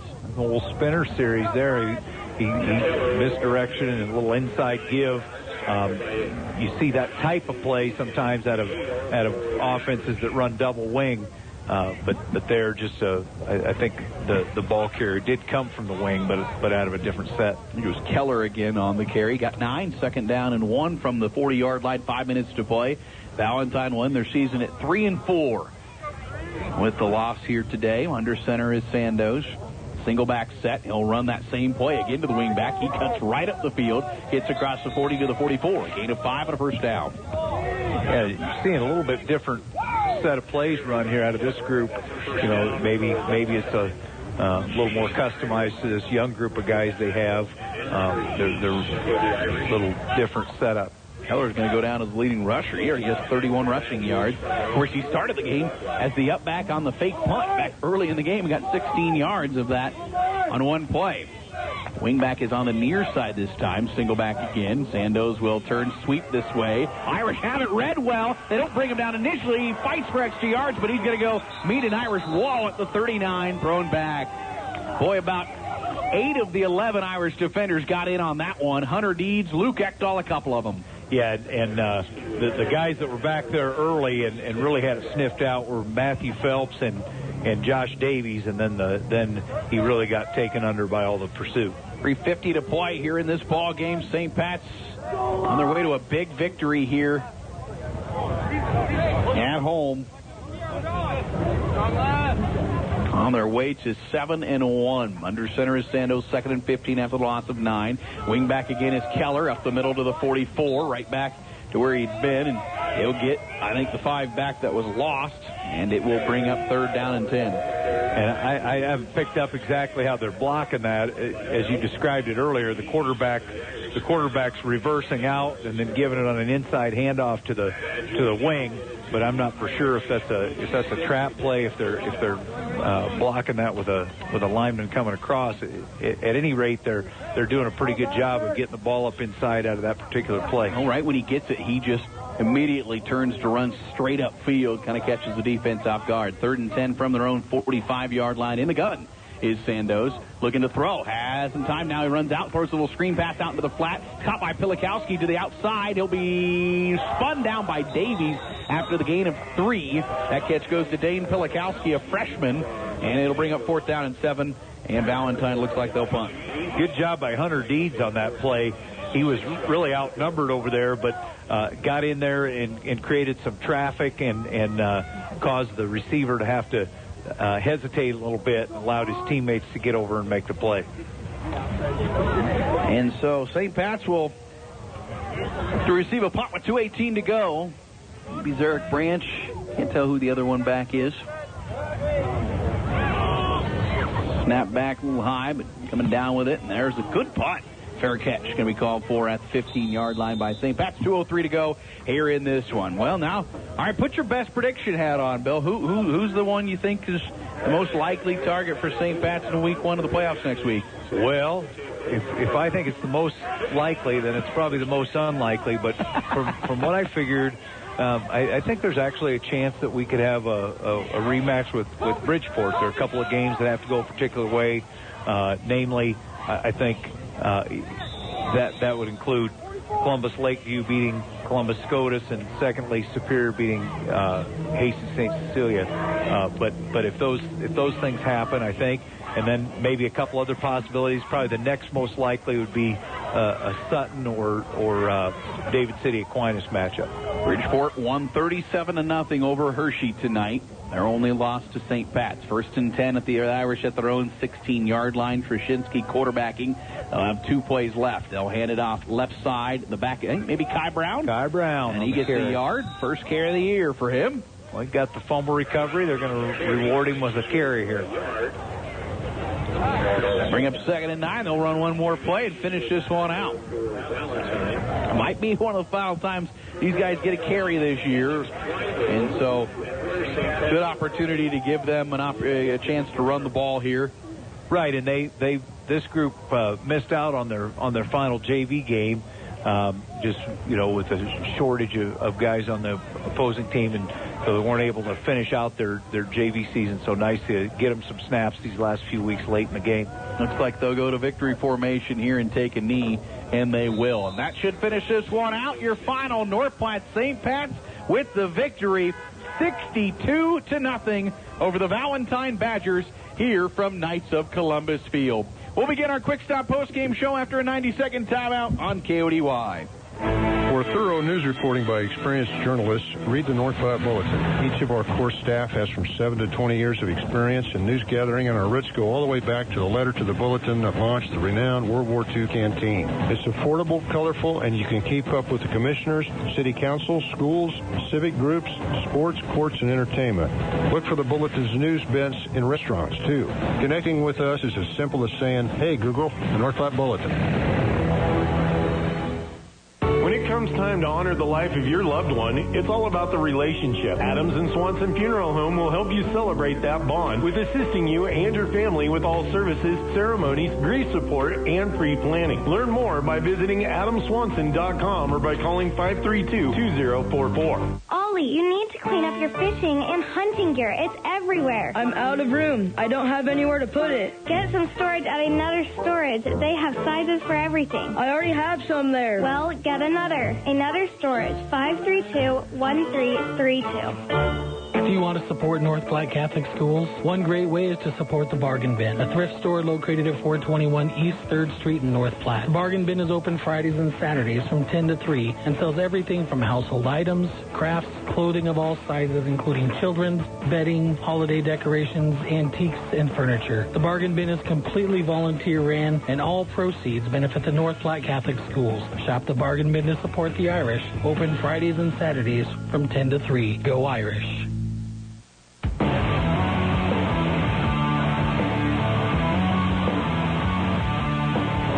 Welcome into our Quick Stop post-game show from Knights of Columbus Field. North Platte St. Pat's gets the victory by a final of 62-0.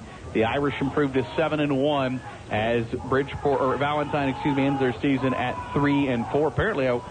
Apparently, I am willing Bridgeport into St. Pat's into a matchup again. I've mentioned them several times. By the way, a final before I forget it: Norfolk Catholic does defeat Hartington Cedar Catholic 14-10. That is a final in Class C2. Coach Bill O'Malley, boy, not a fourth straight game, and maybe even more so tonight. Just not much to complain about. No, it was a really outstanding performance, and defensively maybe the most solid performance of the year. I mean, there were just a couple of plays that really had much life at all for the Badgers. So a really great job, and the Irish were able to negate almost any positive play with a big negative play, a loss of yardage type defensive play. So really a complete effort, and offensively, I guess what can you say? The Irish were able to do a lot of different things with a lot of different people, and just continued to roll up points on the board.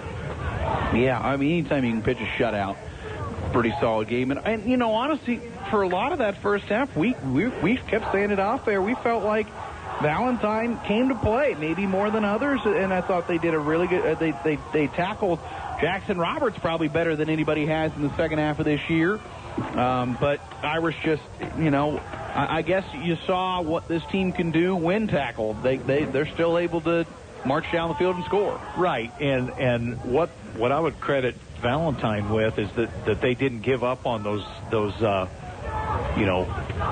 long yardage plays. Most of those long yardage plays for the Irish have gone for touchdowns to this point in the year, and Valentine was able to hang in there and continue to pursue the ball and get good angles and make tackles to keep those long plays from being touchdowns. Now, the downside of that, of course, for them was the fact they weren't able to keep the Irish out of the end zone following that. But I do credit their effort in continuing to play and tackle the ball down the field. You mentioned earlier that you felt like this team was playing at a pretty high level going into the postseason. I mean, you can't complain. The last 4 games, there's not a whole lot to sit back and say, well, we got to shore that up. I'm sure there are. You go back to film, you'll find some things, but you got to feel like this team's peaking at the right time. They're playing their best ball. I think so. I think without a doubt that's the case. And I suppose, the thing that you want to make sure is that when you're in kind of high pressure situations that you're able to perform. But, I think games like the Irish have played the past number of weeks certainly help build confidence. And then, when you're in those tight spots, you can lean on the fact that you've been able to do a lot of different things well, and if they can continue to do that, it's going to be a fun finish to the season. With how young of a group this is, these games do even when it gets a little out of hand, they certainly help the confidence of this young group that are starting. But it certainly helps the confidence of that second group, and that's what keeps this program so traditionally good. Is that second group that gets the experience they do. And, obviously we're not shying away from what the numbers are. We know the JV games are hard to come by, and so these games are huge. Yeah, and nothing builds for future success like current success, and so these guys are accustomed to being in a good spot, and that's a good place to have your guys mentally. Well, we're on the road next week wherever we are. We'll see you there. We'll be on the road. All right, Coach Bill O'Malley, appreciate the time here. And St. Pat's again gets the victory by a final of 62-0, unofficially 381 rushing yards here on the day for this Irish attack. Coach Brent Oppenkamp here with us on the postgame. Well, Coach, I feel like it's a broken record 4 straight weeks, but this might be, I don't know, give me your thoughts. I felt like this was a pretty complete ball, maybe more than any others. Well, first off, I guess, Tanner, let's go over the injury report. There might be 2 or 3 coaches with frostbite or perhaps some hypothermia. It was chilly down there, but I think overall we came out pretty good with the injury report. This was a really difficult week for our kids. Just with everything happens, we certainly want to extend our hopes of quick healing and our prayers to the Siegel family. Without a doubt. Yeah. And like we told our kids there, I told the defense before the game, I said, this has been a tough week. Your focus has been extraordinary considering the circumstances. I said, but now, for 3 hours, we got to go out and just be kids, all right? We just got to go out and play the greatest game God ever invented. And I thought overall, defensively, I thought we played really, really well. They had the one big chunk play. Again, we get pass rush and everybody's trying, and everybody forgets that everybody else is trying, and we're just not real disciplined yet, and we'll keep working on that. But I thought for the most part, and we talked all week about getting back to fundamentals and some things that kind of slid, and I thought for the most part we were back to our reads, back to technical football, and I thought overall, defensively, we played an awfully good game. Yeah, I mean, that's what the standout was. Anytime you could pitch a shutout, that's a great sign. You gave up 46 yards. I mean, you weren't even breaking. A lot of those came on one play. I mean, right. That's as good of a defensive effort as I can recall. Yeah, no, it was. And I thought the kids all really took to heart. And like I told them all week, it's not that individually they're not trying. And it wasn't an effort thing. We just didn't understand how we were fitting into the scheme of the defense. And I think a lot of that is because of our youth. And we got guys, that maybe didn't play positions in junior high or haven't played positions, in the past, that we're using a lot of real pups out there. So, we reminded them how everything works. If the ends don't squeeze down, that really exposes our inside linebackers. If they get upfield, our outside linebackers are in a no-win spot. And our tackles, we talked to every position about how they fit in the scheme of things. And I thought, without seeing film tonight, it was much better attention to that sort of stuff. You're dealing with a lot of young guys in your starting rotation. That being said, they played 8 games. They're growing up. Exactly. And we talked about that, too, that our freshmen aren't freshmen anymore. They're sophomores. They've had a season of football now. Same with the sophomores and the juniors. And we've always talked to our kids about the importance of making the playoffs to get that 1 or 2 extra games, that 1 or 2 extra weeks of practice. Right. And we haven't been able to advance very far the last few years, but if you can get 2 games a year, by the time a young man leaves our program, he's a 5th-year senior. He's had an extra 8 games, an extra 8 weeks of practice. We've been given more like 4 or 5, but we'll take that. But we think that's a real key to our, longevity, that making the playoffs and getting those extra practices and extra games. I mentioned Bill, too. Another key to the longevity, I think, has got to be when you get up this far and you've got that second group that you don't see. I mean, the game's out of reach. It'd be pretty easy for Zerrick Branch and Josh Davies and Thomas Gale to kind of go through the motions. Sure. Those guys don't do that. Well, I'm going to tell you, there is some good positive peer pressure coming from the sideline. Okay, a couple times throughout the year, and pretty much any year, we have a shutout late, and it doesn't maybe hold up. That's mentioned, and we try not to let it get out of hand, but that is talked about, and they know the expectations. And I think one thing about Coach's program here, I think it's a really great place for young men to grow up and become accountable. That we're going to coach our freshmen and our sophomores, even on the JV or the backup teams, just as intensely as we do. We have the same expectations.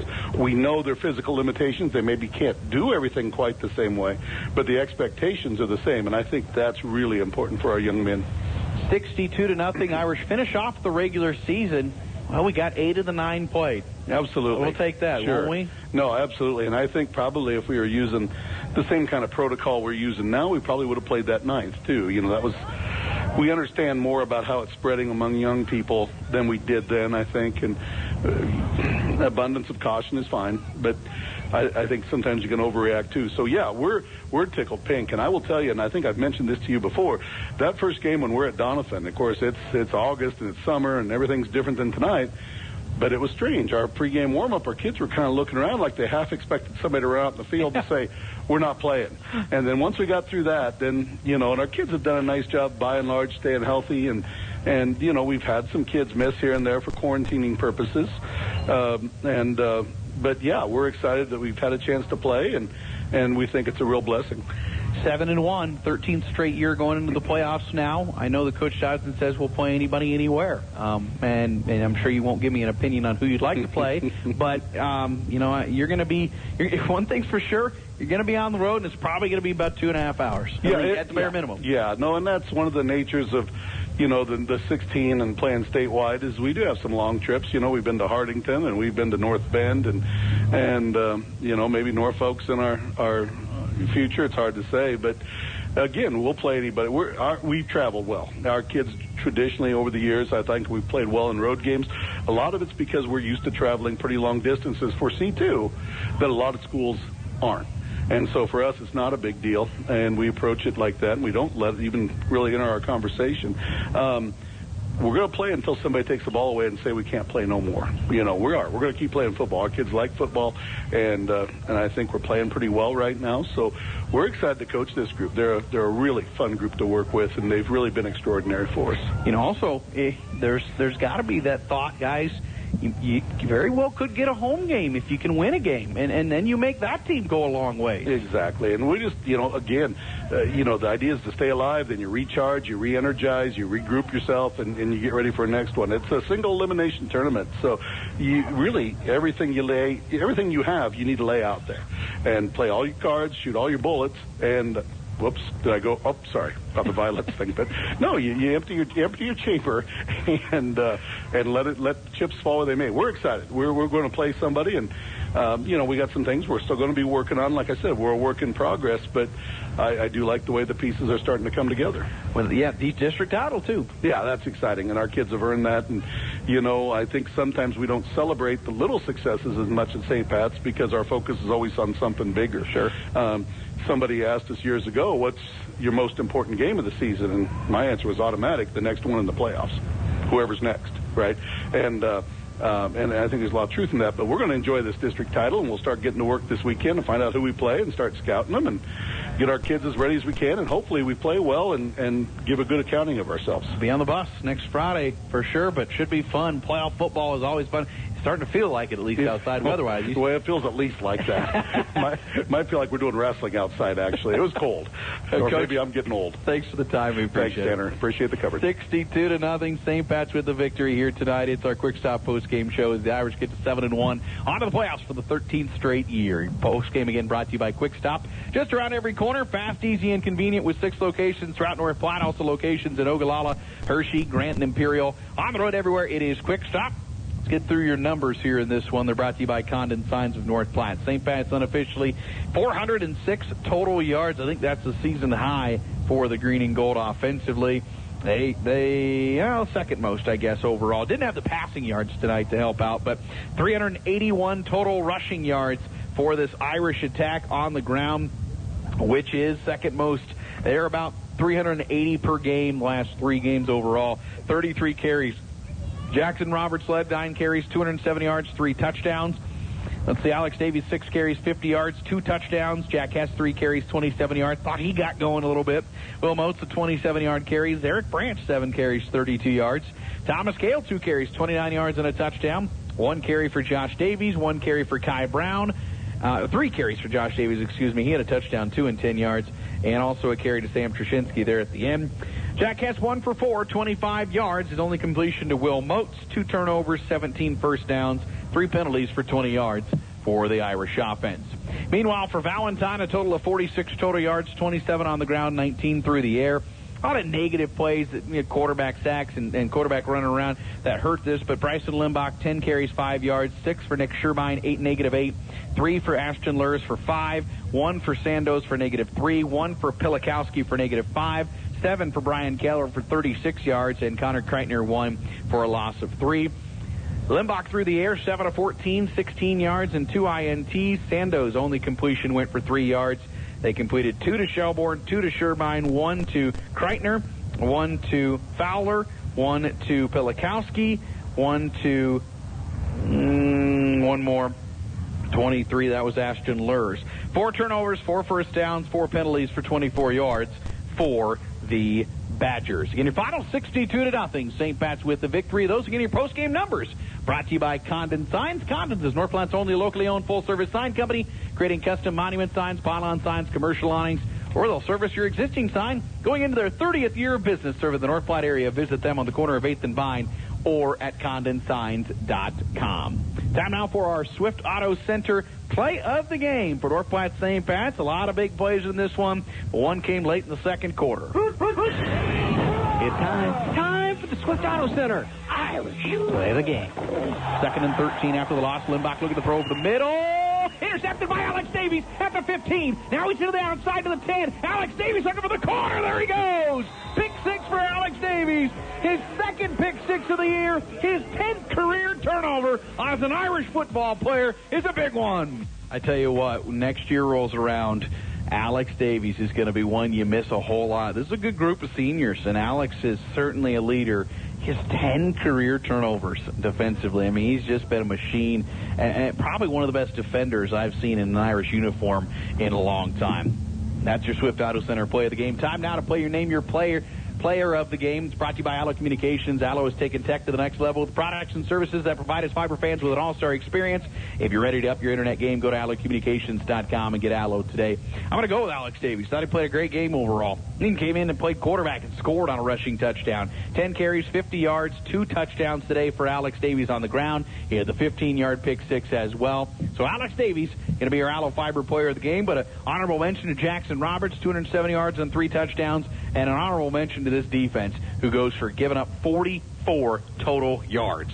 46, I should say, and a shutout. That's hard to do. Well done by the Irish defense. Well, it's going to wrap it up from Knights of Columbus Field. We hope for not the last time this year. Irish can, obviously you've got to win in the playoffs, but if they would get a win, they could play a home game here in a couple weeks, so we hope that's the case. We'll find out who they play tomorrow when brackets come out for Class C2, and we'll be on the road to bring you Irish football tomorrow, next Friday night for sure.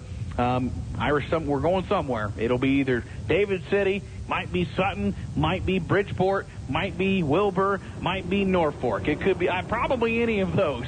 You take your pick, and we'll be on the road to carry it for you next Friday night, wherever that may be. Big thanks to Coach Bill O'Malley, Coach Kevin Dotson, Coach Brent Oftenkamp for joining us. Again, your final 62-0. Irish get the shutout victory at their final game of the regular season, and they're into the playoffs for the 13th straight year. I'm Tanner Struckman saying so long from Knights of Columbus Field on KODY. This has been coverage of North Platte St. Patrick's Athletics on 1240 AM, 1061 FM, KODY. For a copy of today's game, contact the station at 308-532-3344. And for a full list of upcoming broadcasts, go to HuskerRadio.com. This has been a Husker Radio production.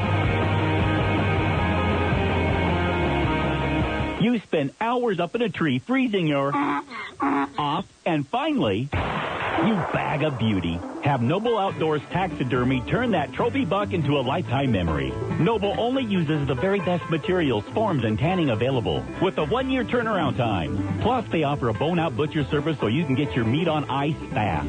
Noble Outdoors Taxidermy is Nebraska's trophy expert. Call them at 530-6376. That's 530-6376. Hi, this is Gordon Deal. Join me weekdays for This Morning, America's First News. Hear the stories you'll be talking about and searching for all day as we go beyond the headlines and above the chatter with your first look at breaking news, money, Washington politics, technology, entertainment, entrepreneurship, and sports. We explain why stories matter. That's why we are referred to as the most important and relevant radio program. Join us weekdays for This Morning, America's First News, only on News Talk 1240 KODY. Here's your forecast on News Talk 1240 AM and 106.1 FM. A winter storm watch begins at 1 a.m. Sunday morning and continues until 7 a.m. Monday. Partly cloudy tonight with a low of 23. East winds 5 to 10 miles per hour. Cloudy skies expected tomorrow. Daytime highs approaching 43. 2 to 4 inches of snow tomorrow night through Sunday night. Weather is brought to you by North Platte Airport with daily jet service to Denver and beyond. Book at United.com. Mentioned. Okay. 1-866-50-JIMBO, our number, 1-866-505-4626. We're talking with Casey Mulligan. He is a professor of economics at the University of Chicago. He's the author of You're Hired, The Untold Success and Failures of a Populist President. And, of course, here we sit with this election just staring right back at us real soon, and 11 days to go before the final word